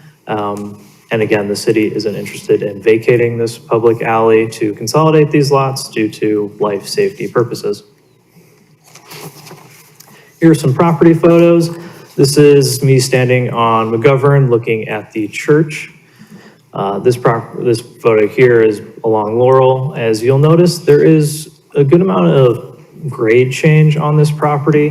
McGovern sits much higher than the entrance to this public alley here. So just noting that for later with discussions with height on this property. And this is 793 Laurel Avenue, standing just at Laurel Ave here. So this is the vacant property. This is a strip of public park, well, not public, just parking. And this is a garage that's in the back of the property. The neighborhood context when it comes to zoning, to the north here are commercial uses. This is the B4-5 and B4-6 zoning districts that are to the north. To the west are residential uses. There will be one home between this project development and this development here. This will stay RM1A. This has been rezoned to RO, and over here is also RM1A. And then south of the property is RM1, another residential multifamily zoning district. Right, separate development, but the commission may recall the application for the property to the south. That was Laurel Park. Yeah. Yes, also we discussed the grade for that. Separate public hearing though, this is its own public hearing. So again, the PUD request is to rezone this property from RM1A to RO. Consider this project a one zoning lot. That's important when it gets to the density situation, which I will discuss later. In total, there are 34 units being proposed, 20 unit on McGovern and for the McGovern site and 14 units on the Laurel site. 67 private parking spaces and lower level garages will be offered on both of these sites. 4 guest parking spots, perimeter landscaping, pedestrian access, and more public parking off of the alley. So I'm going to get into a suite of elevations. I'll try to explain it best I can, but they are, they'll look a little repetitive with the elevations. But so this is the McGovern site, the more eastern site, and this is standing from McGovern Street. This is from Laurel Ave, still the McGovern Street. This is where they would enter. This is the primary entrance to the property, and noting the grade change along it. Still McGovern, looking at it from the alley's perspective. This is where people would be pulling into the garage at the lower level here. And this is to the north. This is the shared property with the McGovern House subject property that is just to the north of it. And you'll notice again the grade change. 793 Laurel Avenue. This is from the east, so the public alley. Yes, here. And then the drive entrance to the lower level parking is right here. This is the north and the south. So north is from the public alley. The south is from Laurel Avenue. The entrance to this property is here. And then the west is that shared property with that adjacent single family home. Can I make a comment on height? Yeah. Okay, I just want to make a comment real quick. So the applicant is requesting height relief, and Patrick will get into all the specifics, but the commission should just know, so this is a rendering of the proposed building that's at the corner of Laurel and McGovern. And so this building, by code definition, is 6 stories. However, depending on where you're standing, it may appear to be 5 or it may appear to be 6. That's sometimes what we refer to the lower level as the lower level, not necessarily the first. So here you can see, and this would be at you're essentially standing at the crown of the hill.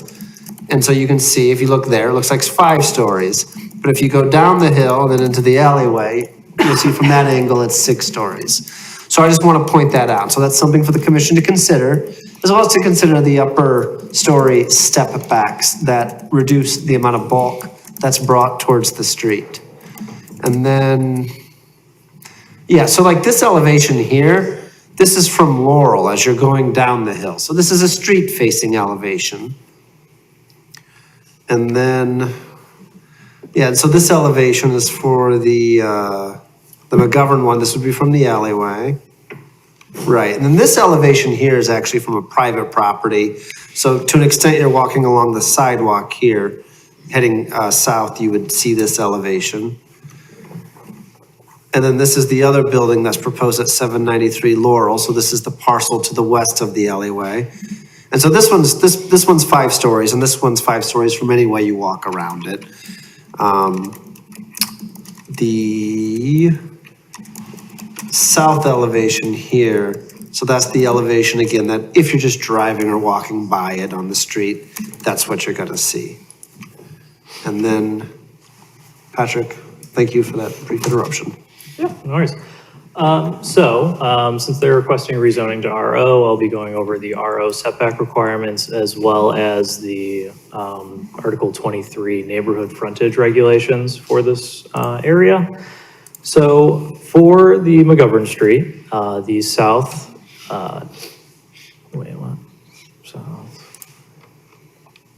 Sorry. I accidentally deleted east, so it's south and east as 2 frontages. That is a minimum 25 setback for the RO, but since this is in the neighborhood frontage, they have a 5-foot to 25-foot front yard setback requirement. Both frontages are compliant with that. They're going to be at 10 feet from each property line. And then for the west, so this is also a corner lot with 2 rear yard requirements. They do not have a side yard requirement based off of the configuration of the lot. So the west, which is the alley side, is a rear yard requirement. They will be 45 feet and they will be compliant. Just a note, since it is a rear yard compliant, they get to use half of the alley's distance in that setback. So it is 35 feet from the property line, but since it's a 20-foot alley, they get, let's say, 45-foot setback compliance. And then the north is also a rear yard requirement with a 25-foot setback minimum. They will be proposing 10 feet from that northern property line. That is non-compliant. An additional note with this, the applicant is to provide a rear yard coverage analysis. So you're only allowed to cover 30% of the required rear yard. And since they are encroaching 15 feet into that rear yard requirement, we need to, we're working with the applicant to provide that coverage and possible additional variation request. So for Laurel Ave, they only have 1 frontages, 2 sides and 1 rear. Their frontage is, again, the neighborhood frontage. They'll be at, why did that not change?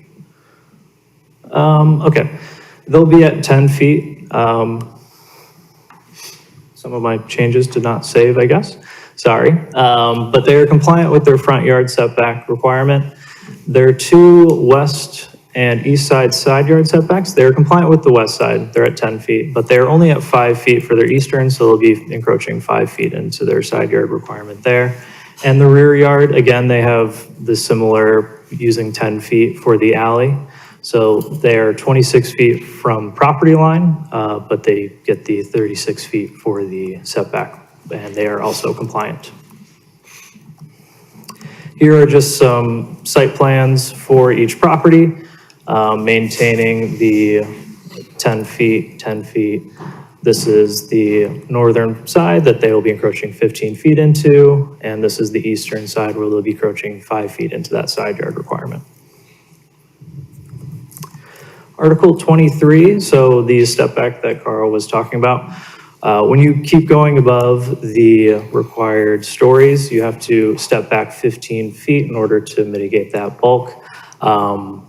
The applicant, when they applied for the McGovern, stated 5 stories, and with their maximum height limitation, we determined that it was 6 stories based off of the grade. So we're still working on them with the step back of that property. However, the Laurel Ave is compliant with that requirement. And additionally, with the Laurel site, there is a 15-foot requirement for buildings next to each other. So since they are 10 feet from the property line with that shared single-family house, we just need to confirm how close that property is to their eastern property line to see if they are compliant with this 15-foot distance between buildings. Right, and the commission may recall from a prior separate PUD, this is a PUD setback requirement. In terms of building code, you can build up to property lines, but or certain distances, but doing so triggers certain fire code and opening requirements.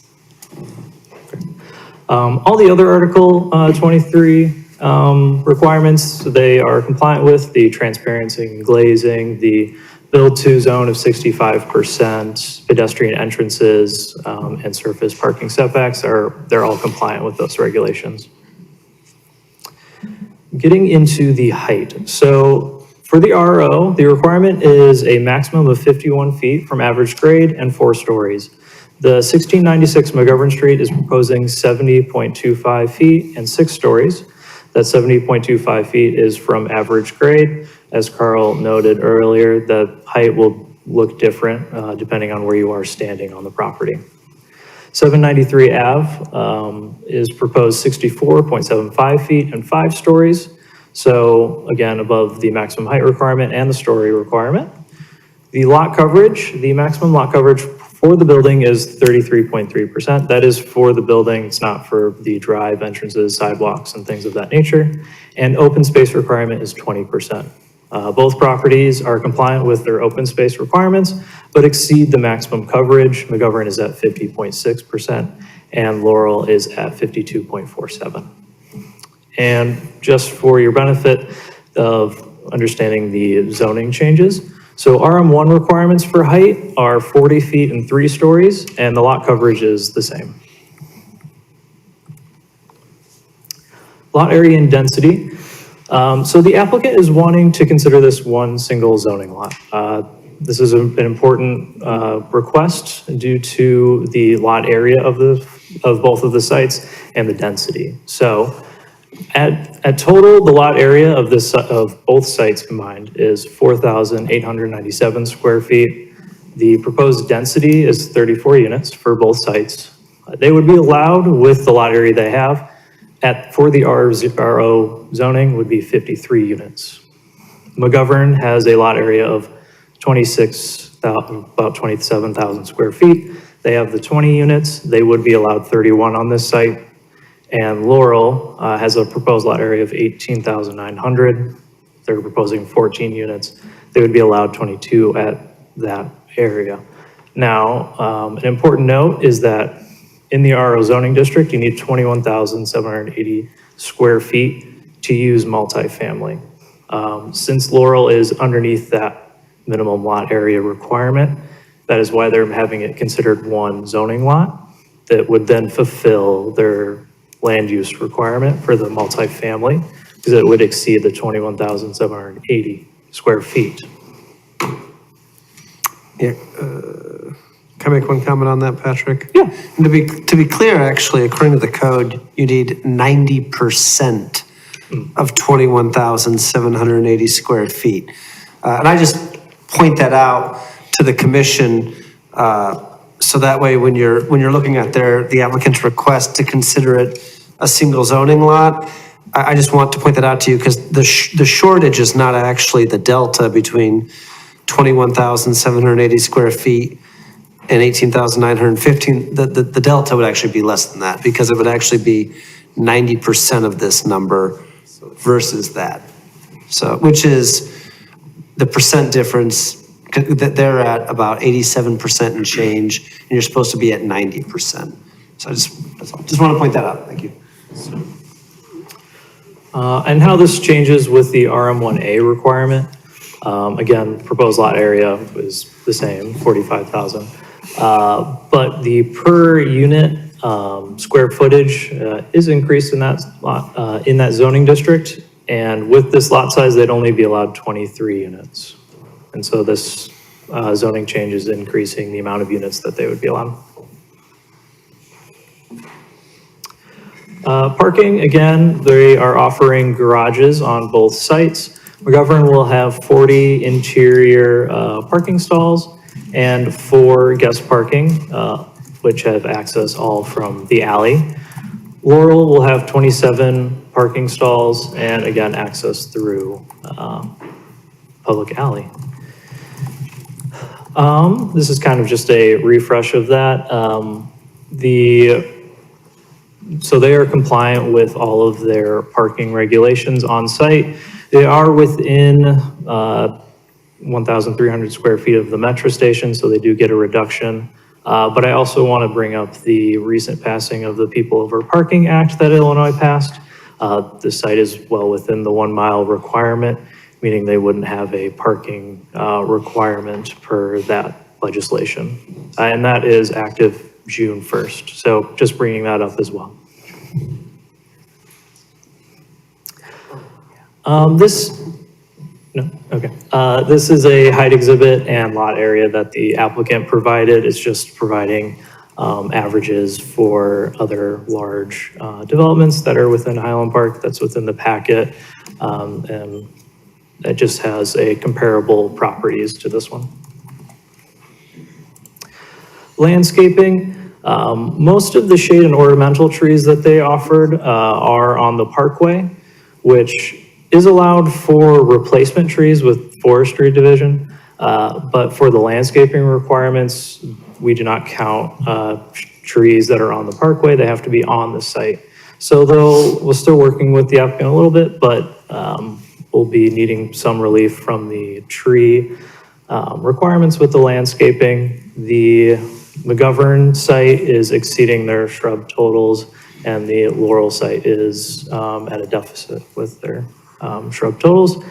Additionally, there is some foundation relief for their landscaping. You need a 5-foot buffer around the entirety of the foundation. At the McGovern site, there is no landscaping proposed between the two tall buildings. I'll have the applicant respond to that one, but that was something for relief. And there's also some spots missing on the Laurel site as well. So that's just further relief from the foundation landscaping requirement. Here are some materials just for what the building will look like with color schemes. I know that the applicant brought in some real samples, so we'll take a look at that further. And here's just a rendering from Laurel Ave, looking at the two sites with how they are stepped back and the grade change of the sites. Can I make one comment on the landscaping? Yeah. So the landscaping, because when Planner 2, Hoffman and I were reviewing it, we did note some locations along the north of the building where there wasn't a 5-foot strip. That would be for the east building at Laurel and McGovern. And then we also noticed kind of an area along the west side, along the west building. And you know, we just, our job is to read the code verbatim. You know, it is what it is and cite that. But I don't know to what extent, you know, those areas may or may not get sunlight, especially along the north side of the east building. But the landscaping is required, and we would certainly recommend something go in there that's able to survive in that area, so. The public benefit that they are proposing, so these are the existing utilities that are on the site. Currently, they're running through the middle of the site, because this is the parking lot here, which is incorporated into the development. They are proposing to bury these utility lines and reroute to the public alley for utility services. We're still reviewing the adequacy of this public benefit. Engineering provided some brief comments on that, on their thoughts on the public benefit, but this is the benefit that they are proposing at this time. And then there were a few exceeding foot candles at certain points of along the property, mainly along entrances to the building and where parking entrances were. So those will be some variation requests, as well as talking with the applicant to get a little bit more detail on the shielding of those light fixtures. Again, this is just talking about the landscaping of the foundations. There are some mechanical equipments near where the garage doors are needing landscape screening. So that's just kind of further review with the landscaping that have a few more variation requests. And we didn't receive any signage for the building, so that's something more to follow up on.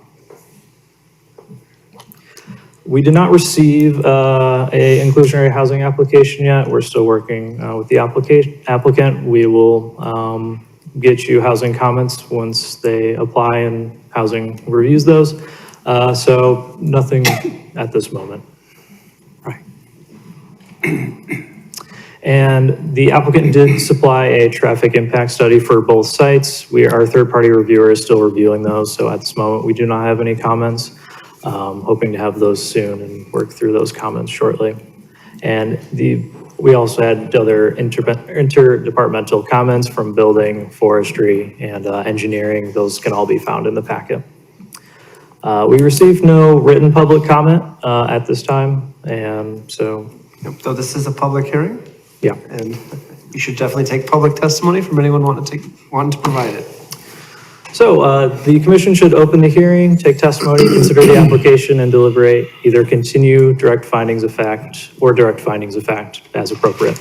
And yeah, let me know if you have any questions, or we can have the applicant speak. Sure. Thank you, Planner Hoffman. Does anyone have any questions? These are two buildings, Correct. separate, not connected, no, There is no connection, no. Connection They will have whatsoever. shared amenities, like Laurel doesn't have any guest parking, all the guest parking is here. They'll have like a fitness center and other things, but no actual connection. okay, so they're asking us to create a legal fiction to create a unified zoning district, as I'm hearing it. Second question, you talked about guest parking in the alleyway. Is the alley public parking anyway, or is that something that the city would have to dedicate? No, it is on private property, it's just access from the alleyway, so. Oh, okay, so it's not the alley itself. Correct, so this is the property line here, this is the guest parking, you just access it from the alley. Okay, I didn't understand that. So the site is bisected by this alley, which is an important alley. We've talked about this alley for many years, through the pandemic till now, with many different developers, so just have you know.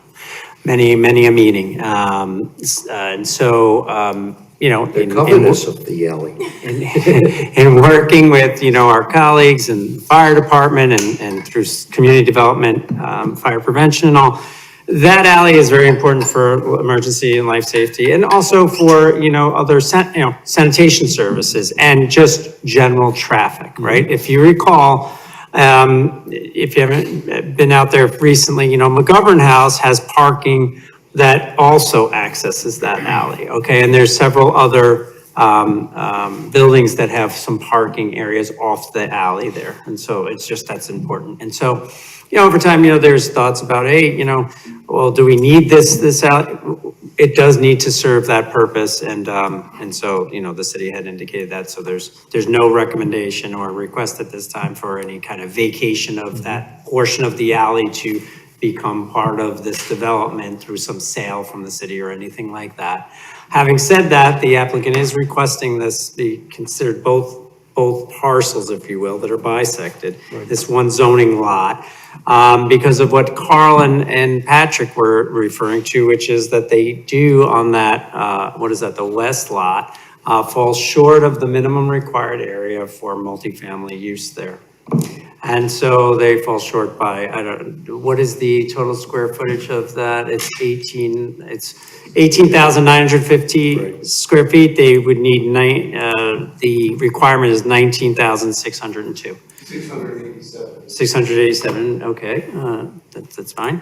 It's 21,780 times 0.9, okay, I'm getting 602. Regardless, you understand that they are short. If it's considered one zoning lot and it's developed in concert, they will be organized under one development agreement. And they claim to have integration between the two buildings through guest parking and other things. And we'll let them make their presentation about that and make their case. I just wanted to explain that alley bisecting and what that means to the city and that consideration. We've had many concerns. So as I noted, the fire department had some comments on that too. Yeah. That's correct. Is there more questions?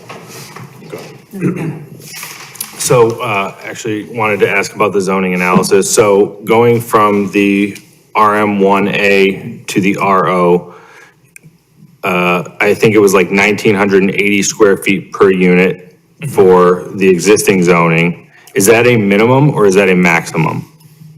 Minimum, you need at least that many square feet. Yeah. So then going to RO, it goes down to 800 and some odd as a minimum.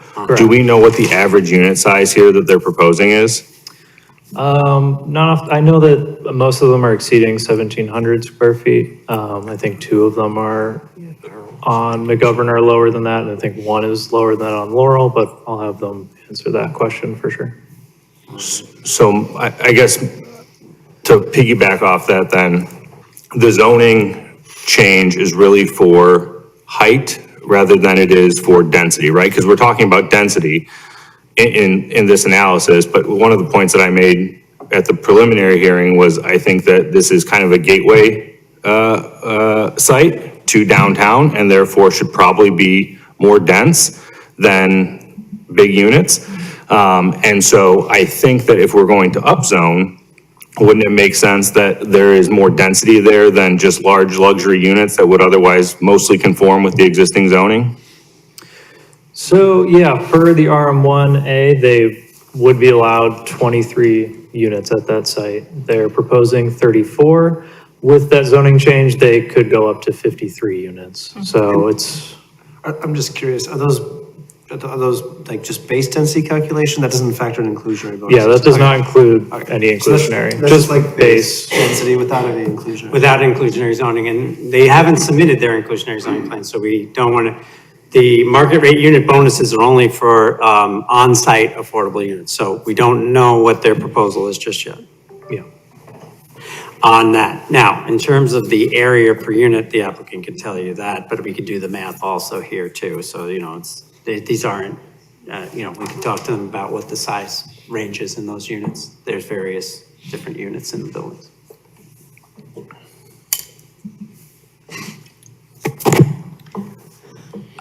I was curious, I think at the previous meeting where we talked about this, we ended up looking at the heights of a bunch of buildings in the vicinity of these properties. And similar to Commissioner Mantis, I'm thinking about the context of Laurel and how this height would fit the surrounding neighborhood, especially along Laurel.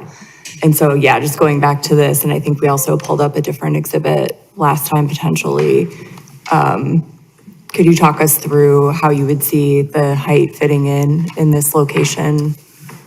Yeah, so the McGovern house here just to the north also received a height variation. They are in a different zoning district that has higher height restrictions, but they are at 74 feet above average grade and 6 stories as well. So it is comparable to the McGovern project that they are proposing.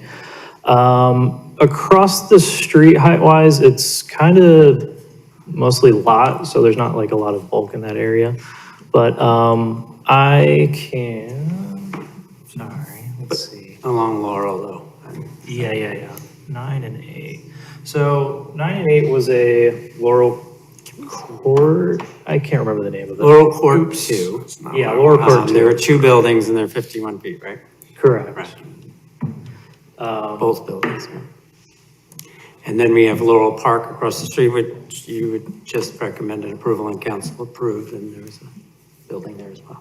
Which is also 4 stories and. 4-story townhome, yeah. So this is the proposed height on Laurel would be 64 or 71? Yeah, for the Laurel site, it was 64.75 feet, 5 stories. So it would be 1 story more than across the street and to the south. Is that calculated from the alley, the height? Average grade. So where the setbacks meet up, you get those 4 corners, get those elevation points, and that's with the average grade of the property, and that's how you base the height. Right. An important note about McGovern House, what Patrick talked about is the alley side of McGovern House. The other side of McGovern House isn't that height, because of the way the grade goes, so one side is a 5 and the other side is a 6-story building, if you will, you see, because it's kind of coming out of the ground as you go down the hill. This is community terrain. Yeah.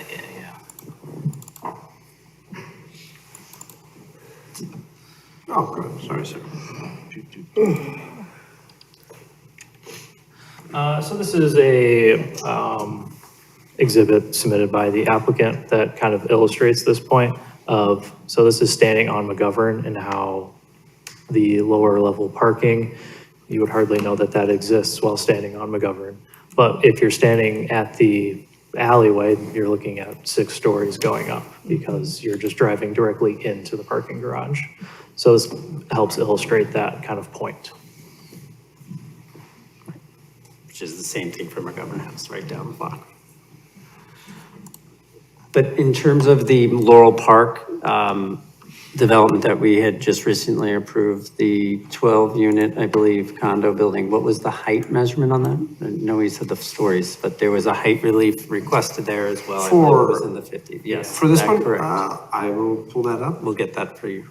Just I believe it was 50-something, 54. Well, that one, I'll pull it up, but that's at the bottom of the. Correct. Here, so that's gonna, again, impact the relief that's, I'll pull it up. Yeah, and it's across the street from the 2 buildings, as you can see there, 815 and 833 Laurel, that's Laurel Court 2. Laurel Court 1 is to the west, and those are townhomes. And Laurel Court 2 consisted of those 2 buildings there, which are 4 stories, 51 deep. And they're about, I think they're 22, 23 units in each, yeah. So it just gives you kind of a sense of, what they're doing and what that is. So are you, was the question? Number of feet provide for the fee? Laurel Park, yeah, for that one. So for here, so at the bottom for the condo building, Yeah. it was relief to go from the maximum allowed 35 feet to 41.1 feet. For the townhomes, which go up the hill, the relief was from a maximum allowed 35 feet to 47 feet. And then also, as you get to the top, to the existing ones, which we had also discussed during that hearing, it was to go from the maximum allowed 35 feet to 57.3. And the reason why that is because of the grade change. And so our zoning code requires measurement from average grade. And like Carl mentioned, you have the envelope of the buildable area that you're taking that from. So when you can see the topography through those lines on the page there, it falls off. And so you get some kind of interesting relief numbers and height measurements than you might see as if you stood right in front of the building and looked up. It's different than the relief that you're being asked. Okay. Any additional questions for the staff? Would the applicant like to make a presentation? Thank you.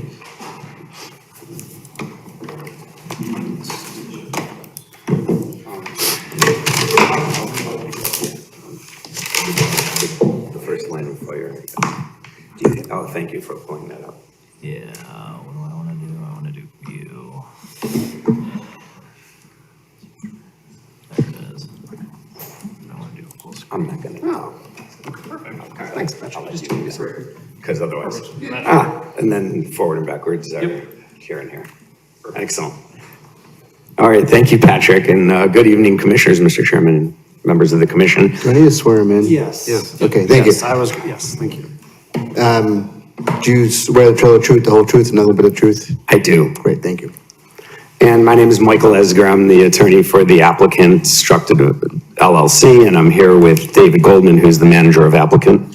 As well as our team, we have the architectural team of SGW. We have Jeff Goulet. We also have our traffic engineer from KLOA, Louie Abuna. And I think that's it for the team for tonight. And we want to talk about a few things and take a step back and look at this project again. Before I look at some slides, I just want to say that what we're dealing with is sort of a complicated site, certainly. The subject property has long been owned by the Galilee United Methodist Church and used for services and classes, daycare, as well as events like weddings. The church moved out a long time ago and it's been vacant.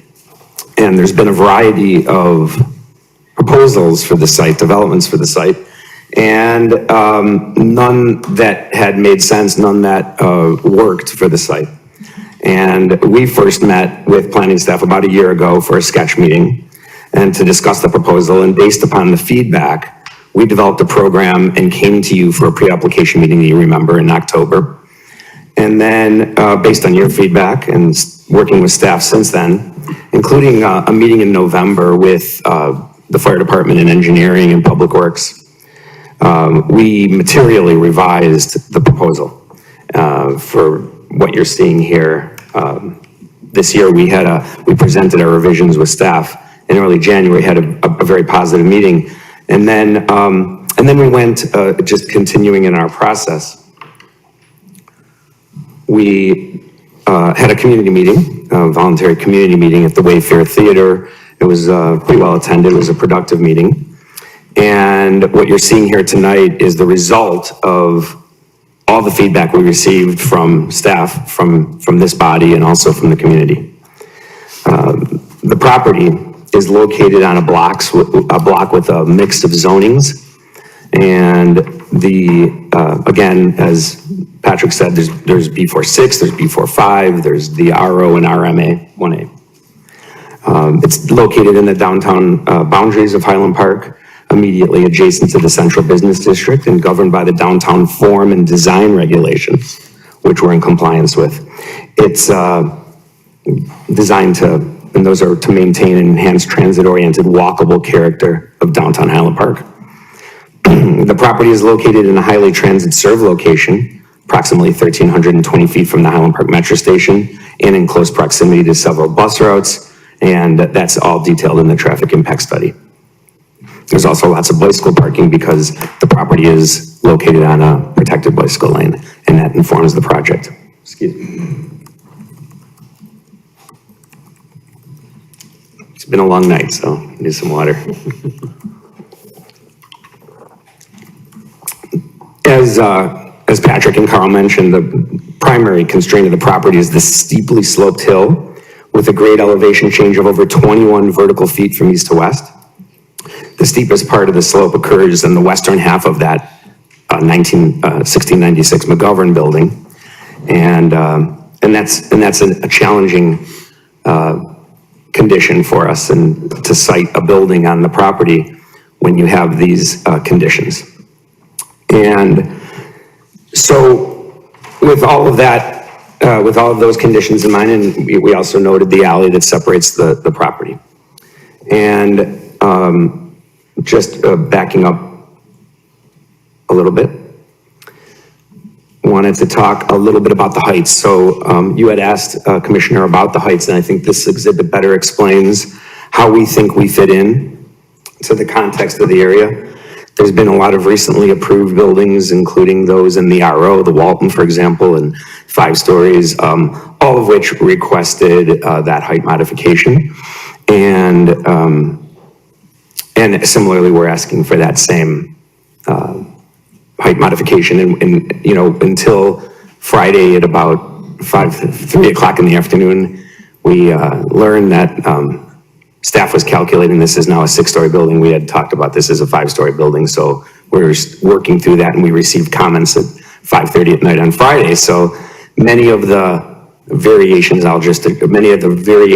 that could be potentially requested, we're not requesting. So there's photometrics and landscaping and we will respond to a lot of the comments again we just received. And so really what I want to talk about is a couple of the features. You know, our height, our building, we think fits in well with the context of recently approved. And here's a slide showing the area and showing the McGovern House to our north, which is, depending on how we're characterizing heights or stories, is certainly taller than we are.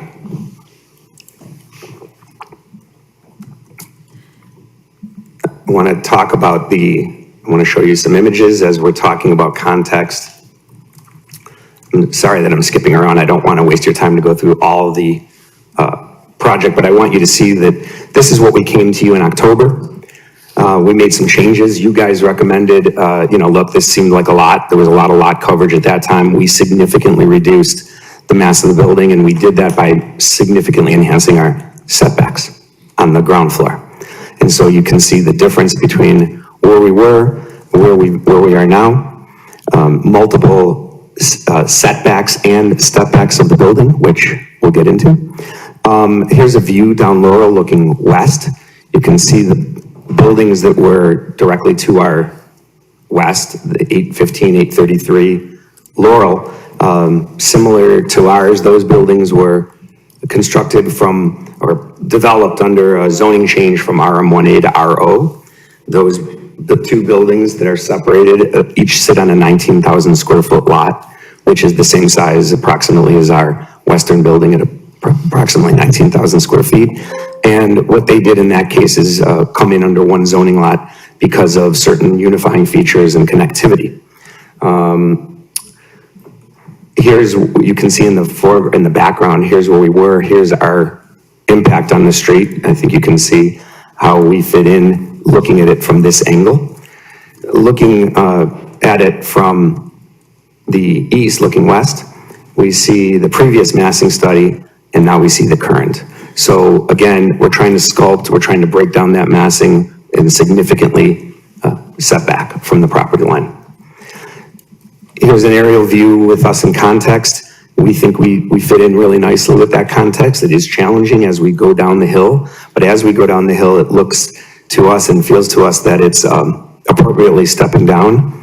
And it's also, interestingly, when you go from the north with McGovern House, and then as we transition to the south to more the neighborhood, we're going from what we think theirs is a 6-story really, but maybe it's 7, I don't know. We think we're 5. We think the buildings across the way are 4. So we're sort of tapering down into the neighborhood appropriately, and that's the context of the area. Here's a street level view. You've seen this before. I'll just go through this quickly, showing the articulation of the building, the wide parkway, high quality materials, architectural design.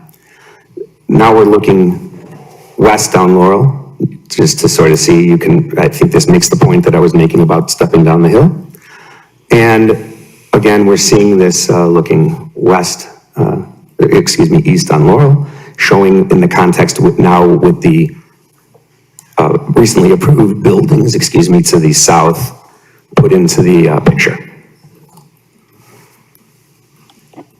To the left there is Laurel Court. Left is, Laurel Court. To the right is the townhomes that were recently approved in the multifamily building.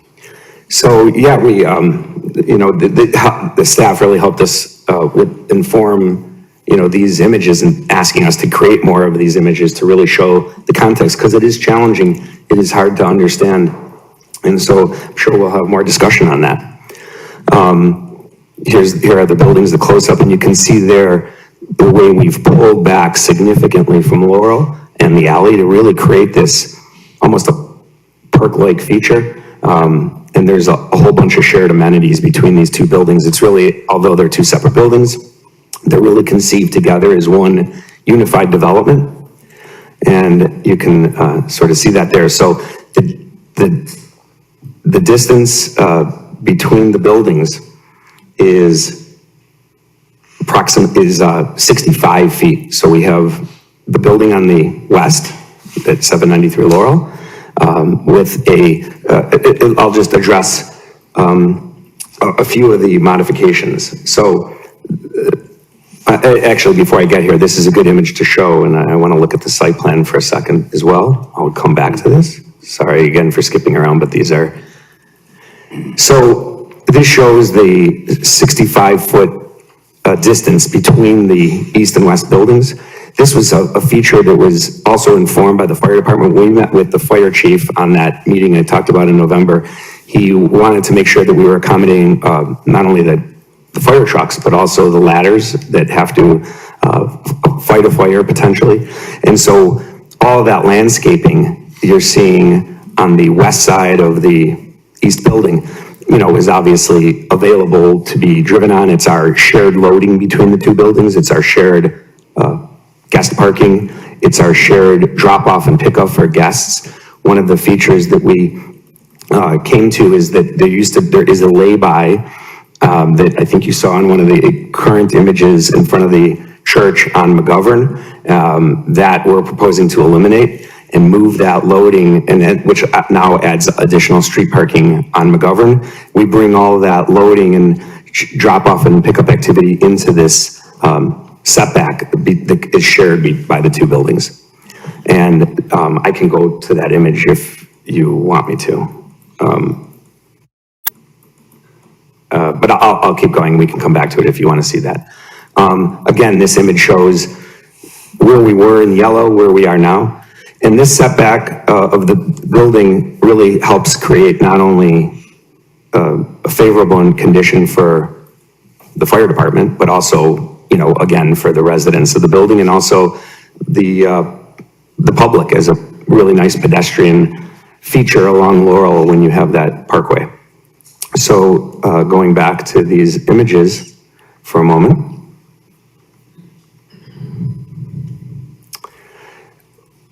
Again, here we are in context and I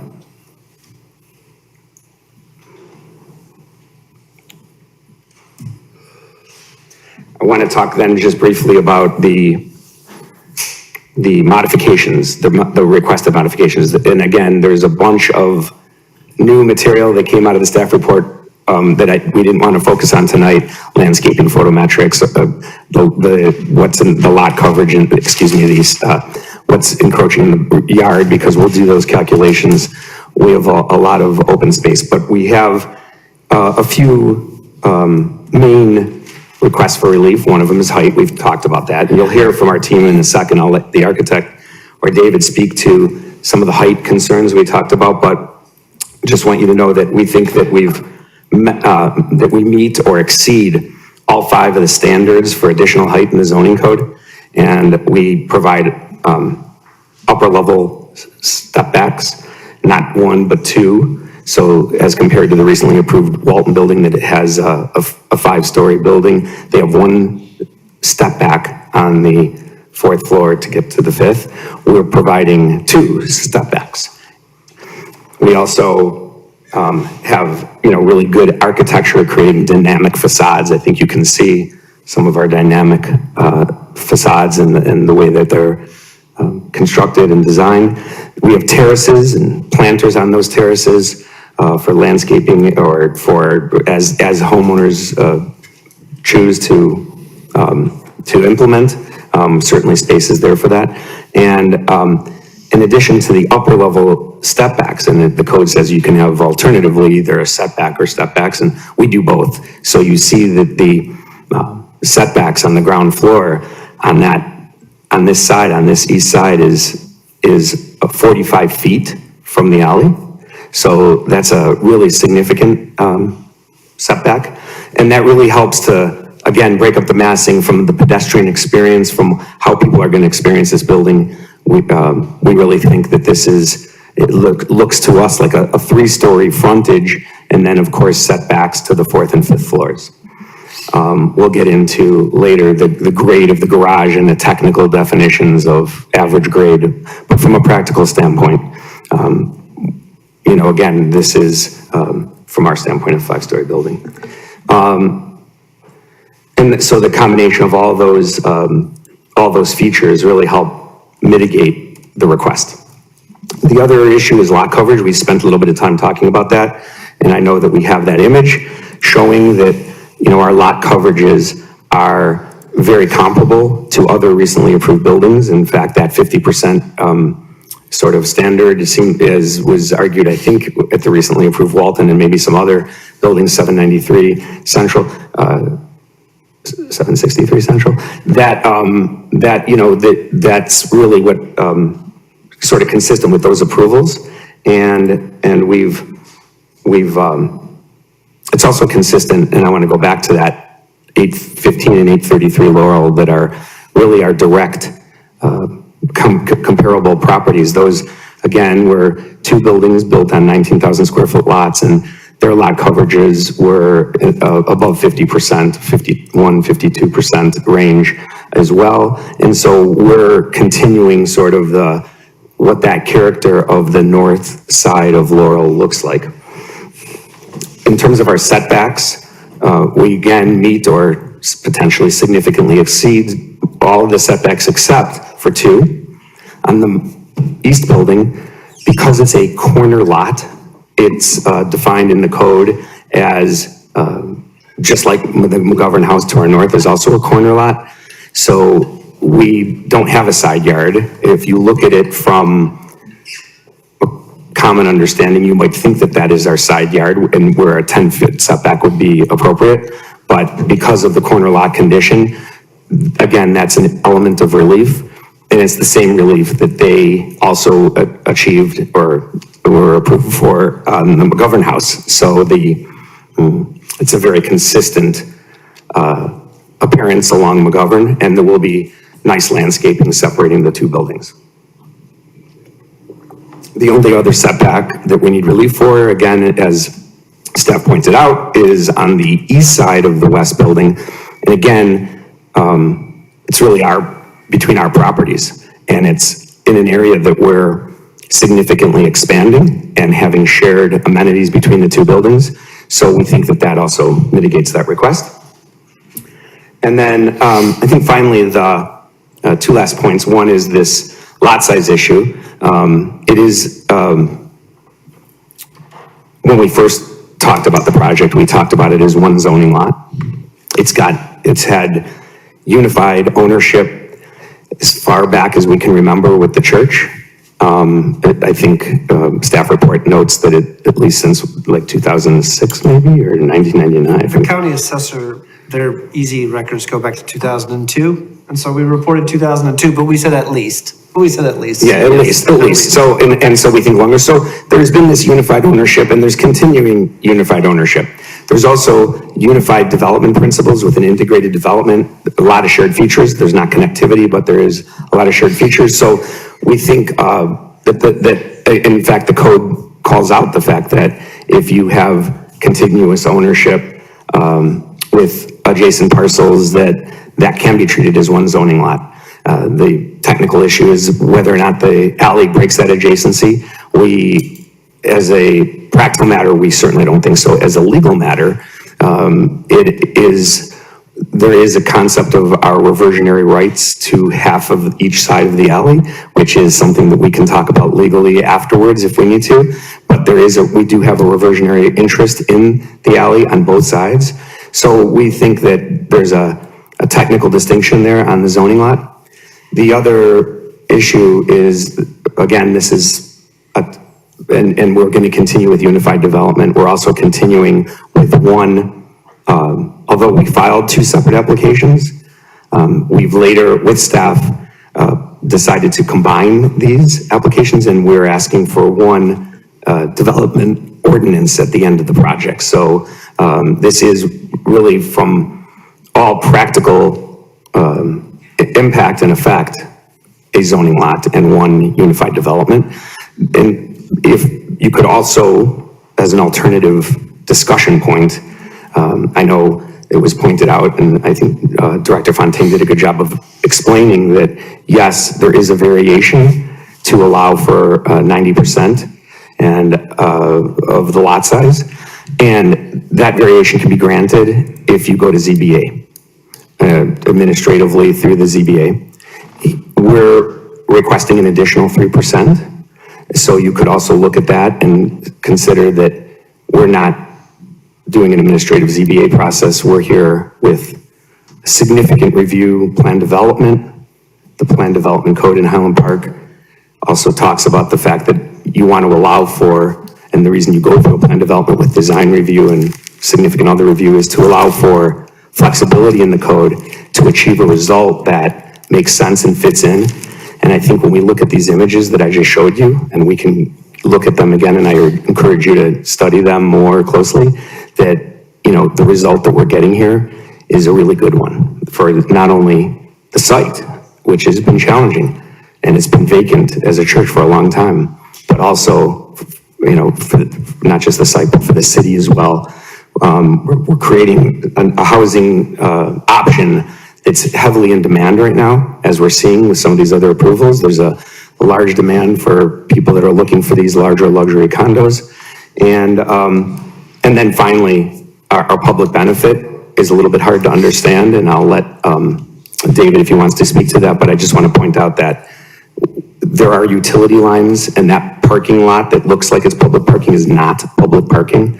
That parking lot is parking, always has been for the church. There's approximately 25 spaces on site. We're working right now with Moraine Township to let them park on the site, which is fine.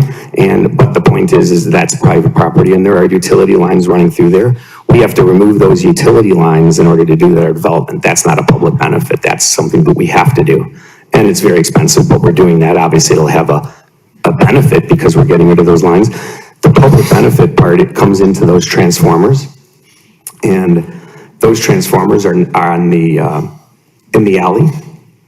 You want to cover that? All right, I'm going to let you cover it, but those transformers that are quite, quite, not only unsightly, but create a problematic condition. I'm going to let David talk about that. That's our public benefit. So, in fact, that's a great transition to let you bring up David. You want to say a few words or let Jeff also talk about?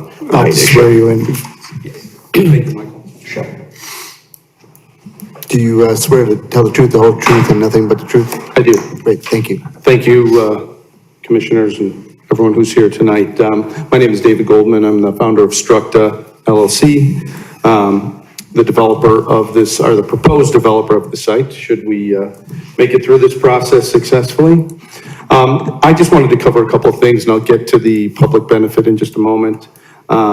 Just to clarify a couple of issues that I heard discussed here. I think Michael appropriately covered the issue of the single zoning lot for purposes of this analysis. So I won't repeat comment on that. Just to be clear, we are not seeking to vacate the alley, never have been, so that's not been an issue that we have sought to accomplish as part of this development. These are two separate buildings. They function independently, but also as a combined development, and there's features that the buildings importantly relate to each other and to the surroundings that are important to us to consider this in a unified manner. I will let Jeff talk a little bit more about the height issue, and we have some additional thoughts. As Michael said, we're still responding to some of the preliminary, to the comments that we just got back. So we'll have some additional analysis to support our position in some of these things. But as we have read through some of the comments and started our analysis on those things, there are some factors in the intricacies of the zoning ordinance that govern the depth of the lower story in terms of how far it goes into the ground, that consider it into one way or another, that factor into whether that's considered a story or not. So that's part of the analysis and why we think that this building really technically is a 5-story building, although it appears the height of a 6-story building. So not to split hairs, but it's a significant legal distinction that we think that the ordinance defines differently than some of the commentary. So we can get further into that. I wanted to also talk about, Commissioner Mantis, you were talking about the density issue in terms of the average unit sizes. And just to be clear, the minimum lot area designations have to do with the have to do with the total lot size and the division by that minimum area to calculate the number of units. It's not related to the average unit size. They're separate issues. So the average unit size, I think, is around 2,000 square feet, slightly over. But the two are not directly related in that calculation of density. The one other thing, I wanted to get into the public benefit discussion here. When we met in November with the planning staff and with the fire department, the public works and the engineering department, we talked through a lot of issues there. One of the issues that the fire department raised was access for the hook and ladder trucks, which have wide outriggers. So the 20-foot alley is what they need to be able to comfortably travel in and out of the space. But when they get to a site and they have to raise their ladders, they have to set outriggers, which makes the vehicle footprint wider than that. So we agreed to extend the paved surface adjacent to the alley on our private property on the west side of the east parcel, an additional 6 feet to expand the paved surface to accommodate the width of the fully extended outriggers for those vehicles. So that is incorporated on our private property, an additional strip of land, which you can see on the site plans. In addition, we have additional pavement there for vehicles that enter the alley to pull off of the public alley onto private property to load and unload passengers. If vehicles come up to do deliveries, those kind of things can happen so that traffic can still move in and out of the alley. One of the comments we got back had to do with the fire department made some comments about the location of the ramp on the west building, which is on the north side of the building. So we're looking at some solutions to try to mitigate their concerns there as well. That we will, I'm assuming we're going to be back here. So when we come back, we'll have some creative solutions for that, we think. As far as the public benefit that we proposed, I want to sort of differentiate because it's not just burying the overhead lines and getting rid of all the equipment. There's actually 2 separate components to that process. And we're working with ComEd's engineers to come up with appropriate solutions. I don't have their engineering, they're working on it now. Hopefully, next time we're here, we'll have some feedback from them that will confirm some of these things. But what you see in the photo here, that large section with the 2 poles and the 3 large pieces of equipment and all that overhead, the cross members on top of those poles, those 2 poles sit in the public alley. They're not on our private property, although portions of the upper level cross beams do protrude over our property. The next pole to the left of that you see a little bit further in the distance, that is totally on our private property. And yep, that one, thank you, thank you, Carl. And the next one to the left of that is in the parkway. And those lines go down, feed there, and then that power goes across the street.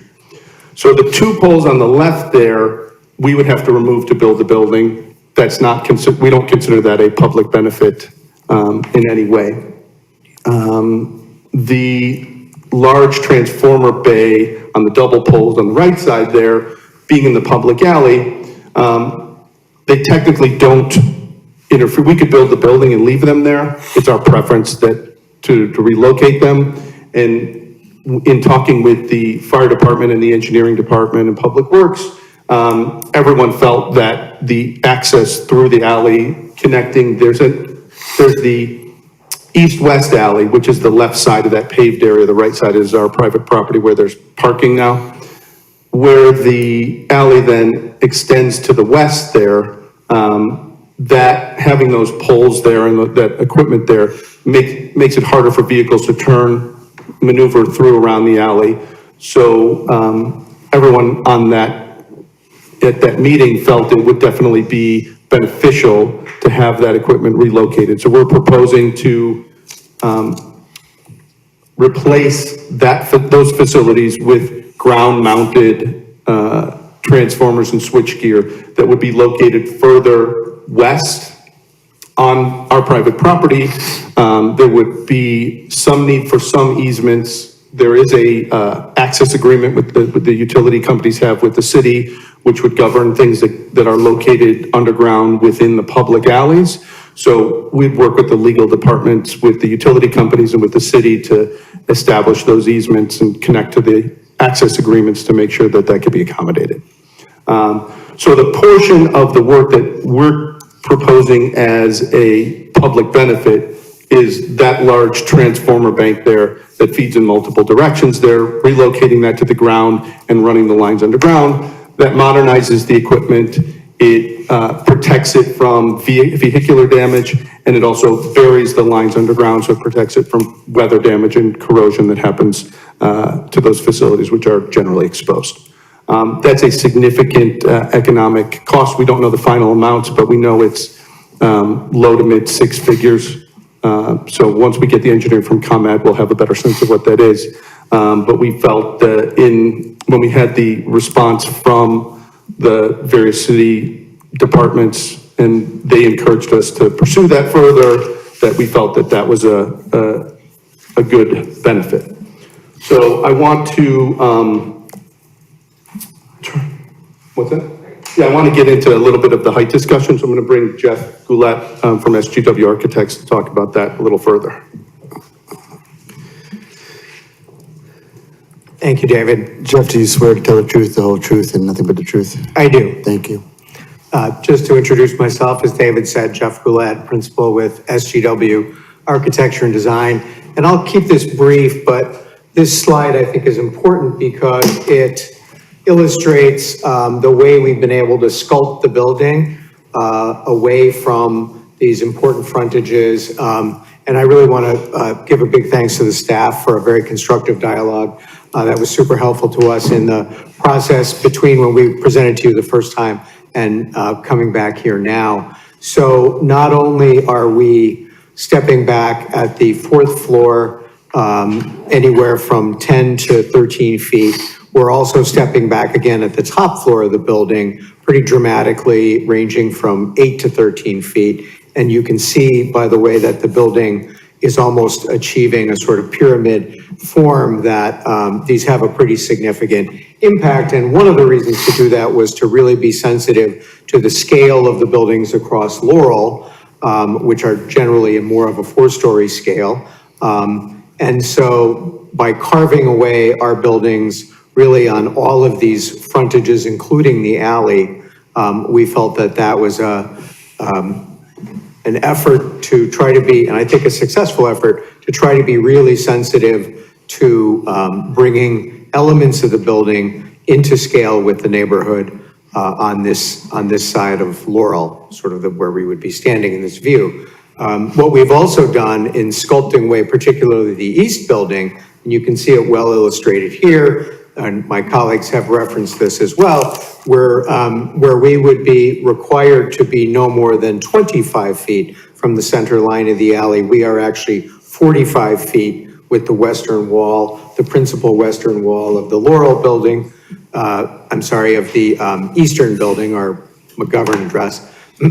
Yes, thank you. And then even from that plane, we stepped back again, both at at 2 levels there. So you can see that there's a significant diminishment of the mass as we go. One of the, I think, best features that we were able to create through this dialogue was to open up this court to the south side of the building that faces McGovern, our eastern building. And that setback of the main building wall is actually 40 feet, 4 inches from the Laurel fronting property line, where we could go to a build-to line of only 5 feet there. So that, we believe, has helped dramatically, increasing green space we're able to offer on the lot, really giving a lot of life and variation to the massing of the building, and again, diminishing the impact of the upper levels as they step back. Thank you.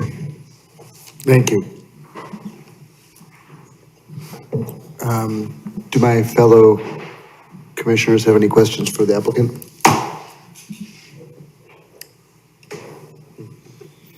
I have a question. Please go Thank you, Chair. The 2 of the renderings, I think, are really helpful. I was going to comment before I saw them that in general, it's helpful to have context, and that wasn't in the packet. But I think for anyone coming to the meeting, preparing for the meeting, it's helpful to see context. And that would include maybe having, since you're asking for the project to be seen as a whole, that would include showing both buildings and elevations in the packet and the renderings as you have them. And I don't know if that's maybe could be a requirement in general, not just for this applicant, but context is always hugely helpful. Did request, and they did provide, and it's here this evening, and these presentations are now available as part of the information for the. And the second question I have is, in 2 of the renderings, it seemed to show a green roof. And I'm not sure if I was misreading it, and if there is a green roof, how are you accessing it? Is there an additional stairwell that's adding, stair enclosure that's adding more height to the building? I can speak to both of those. As far as your comment, I believe that the renderings and applications were in what we submitted to, for the meeting here. So those were included in the materials. As far as the green roof, that is there for stormwater management. It's not meant to be accessible roof space. The roof space is not accessible to residents of the building. It's just mechanical access only. How are you accessing it? There's a roof hatch on top of the stairs that gets up there. Yeah, it's not intended for residents to go up there. It's just mechanical only. And I just wanted to clarify so that there's no misunderstanding. The images that you're talking about were included in our application presentation. This, what we're looking at now, is a supplemental that we added, but in our original application, all the renderings were there. I think that I defer to staff in terms of trying to be economical with how much time they were going to spend showing, but I think you'll find them in on the online, if we look in the online materials for tonight. Thank you. I do have a question to piggyback on the green roof. Is there any specific reason why one of the buildings has a green roof and not the other? Yeah, due to the size of the lots, they have different requirements for detention, and the west building does not require the additional detention, so it's only the east building. Great, thank you. Another question, go ahead. You first. Okay. Sure. So I know there's a single-family home that sits adjacent to your property on the west side.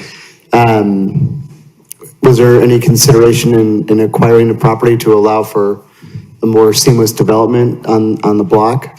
The answer to that question is yes. We have had conversations with the property owner, and they're here tonight, but we have not come to any terms to acquire their property. I know a question was raised, and I'll just kind of comment on that, about the distance from the adjacent property to the lot line. According to our survey, it's 4.92 feet, so it's just under 5 feet from the line, which would be just a few inches under the minimum requirement there. But that's an existing property, so those property lines may have changed since that property was built and divided, but just for clarification. Great, thank you. And that survey is included in the package. Does anyone else have any other questions for the applicant, or? We just have one just Go point. ahead. This is finer detail that it's a subsequent meeting we can deal with, but mechanical equipment and such for the roof and any kind of Screening. dog houses or penthouse and screening of that mechanical equipment, that'll be something that we need to get into. Great. That's all. I just wanted to mention that since we were talking the roofs. Thank you. Thank you. Now we will open this up to the public. If the public has any comments, please make your way to the podium, and you'll have 3 minutes. My mother wants to know if I can offer speak for a few minutes. Yep.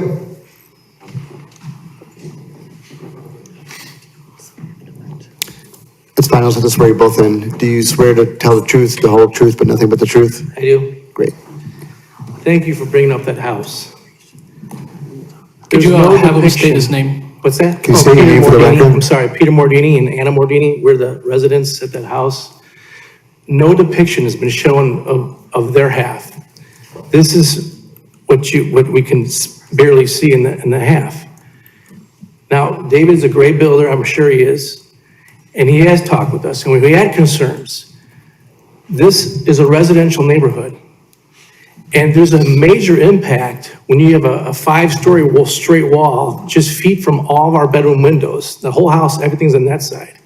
My mother's worked, she's an immigrant from Puerto Rico. She worked very hard on that yard and made a beautiful botanical garden for those residents over there who they look oversee.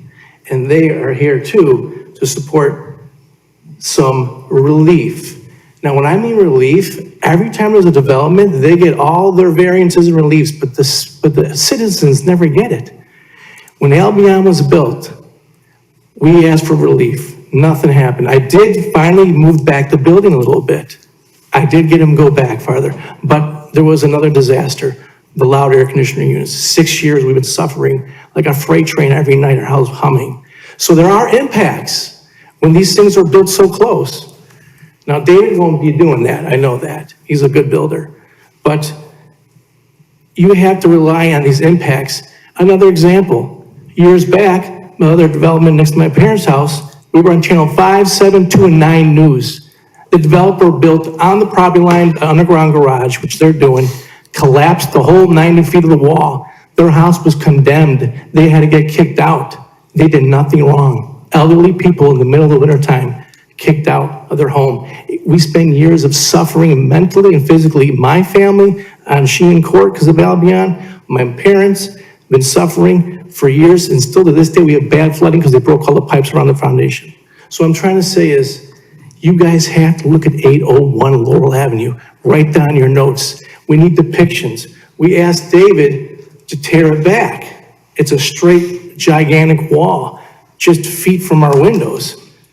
So I see they teared back the alley side. Well, let's give the residents some relief. We beg for it. Because everyone says they promised the world, but guess what happens? There's consequences. The Mordini's family, 2 families, my family, my mother, and my father have suffered for over 8 years with all these developments, with these high buildings going up. They spent a lot of time making that yard perfect and beautiful flowers for the residents to overlook and see. We need relief. We're not against development. The building looks good. It's a go with everyone, I'm sure, but you have to consider the residents. That's what your job is here for, to protect the citizens. We never got protected last time. We felt it bad, and we're still feeling it. So that's why we need some relief, a little more, a couple more feet that they want to build, and some tearing on that side for their benefit and our benefit, because there's ordinance against sound, air movement and sun that can deplete the beneficial life, and problematic things can happen to people when stuff like that is built. So my mother, she wanted it, now for her 3 minutes, I'll make it 1 minute. That's fine, go ahead. And she just stressed that she just wants a nice building built, which David's is gonna do, but we need him to coincide, because that's what the city is here for, to coincide, and that's what your job is to do with the residents. We gotta see depictions. You guys, every time there's a picture up there, our house is cut off. You never, it's always like gone, but you noticed it, and I thank you for that. You noticed one, that was the only good thing we saw at this meeting. Plus the benefit of his building, that's a good thing. But you have to show the other half. You see how close that, you can put it up, staff can put it up, you can see how close that building is, really, really tall, straight wall. And we do thank him for no balconies. He promised no balconies, but that's where we're at.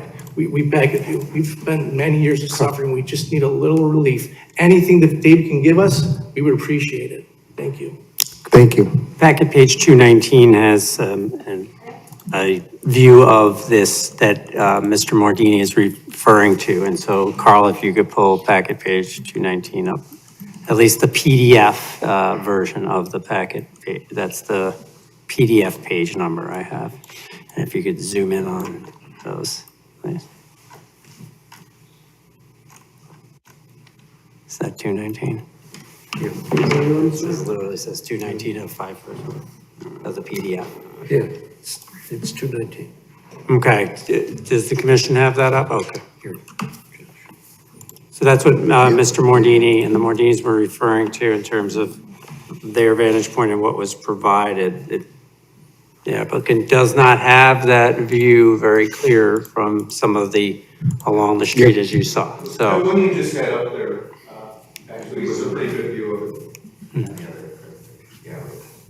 well, It was one of the renderings showing the building. Yeah, there you go. Yeah, it shows there, on the left side there, that's the house, next to that straight wall. And so Pete, that's the PDF packet, page 219, that's this picture, okay? There's a series of pictures through the packets, but not of this angle that Mr. Morandini was talking about. So that's the home that he's referring to, that his parents own, I believe. That was in the packet? Yes, it is. Okay, I didn't see. Holding it up right now, and this is what Carl's looking at. Yeah. I don't know that all the slides that the applicant provided were all in the packet, but there's a series of renderings and other things in the packet that were provided. Because they did add some supplemental since the packet. So I'd advocate that perhaps the commission consider requesting a different angle. There's a lot in there and they're good, but that angle that Mr. Martini is talking about is not really shown. Yep. Yeah, it'd be fantastic if we can get some sort of angle from a different, thank you. We're happy to try to provide some. Thank you. Because then you could see Laurel Court 2 there to the left, the Mordini's house, and then the proposed Building. development on Yep. that lot. Yeah, Yep. it would. Okay, so I just wanted to mention. Thank That's you. all. Yeah, you're welcome. Is there anyone else from the public that would like to speak? Thank you. Does anyone on the commission have any additional feedback or comments to the applicant at this time?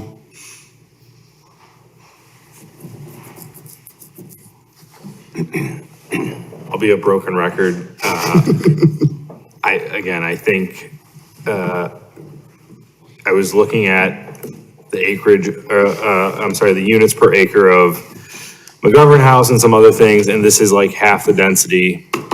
And I think we're already building what appears to be large buildings, and so I think breaking those up into smaller units, because while I understand that there is a great need in Highland Park for large luxury condo buildings, I also think that there is a great need in this country for smaller units that are more attainable to the average person. I think that that is a net benefit to the community because that means more affordable units come online.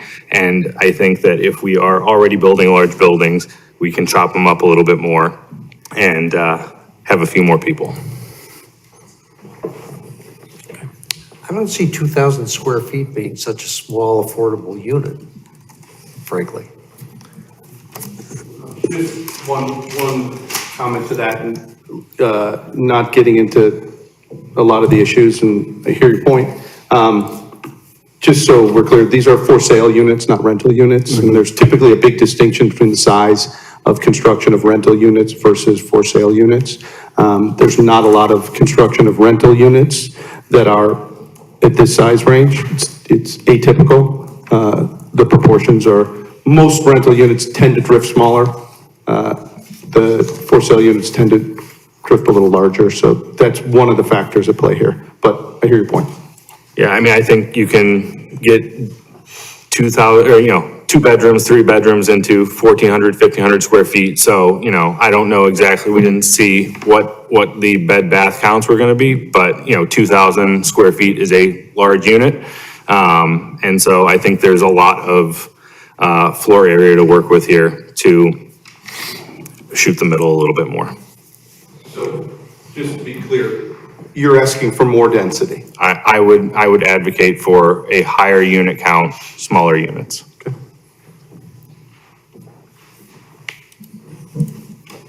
I agree with that as well. And one other thing that I'm still kind of mulling over is the overall bulk and height of the building. I really appreciate all of the, as you guys said, the sculpting that you've done. I think it makes a huge difference along Laurel. But I'm a little concerned about the relationship of this building and the bulk of the building related to the townhomes across the street that were just approved and some of the other kind of residential nature of the street itself. So that's my other thing I'm thinking about is that 5th or 6th story. I'm not sure where we landed there, but it feels like a lot of height to me on this street. Ken, do you have anything more to add? I know you never short of. You know, going to an RO district is a higher density district. That's what they're asking to do.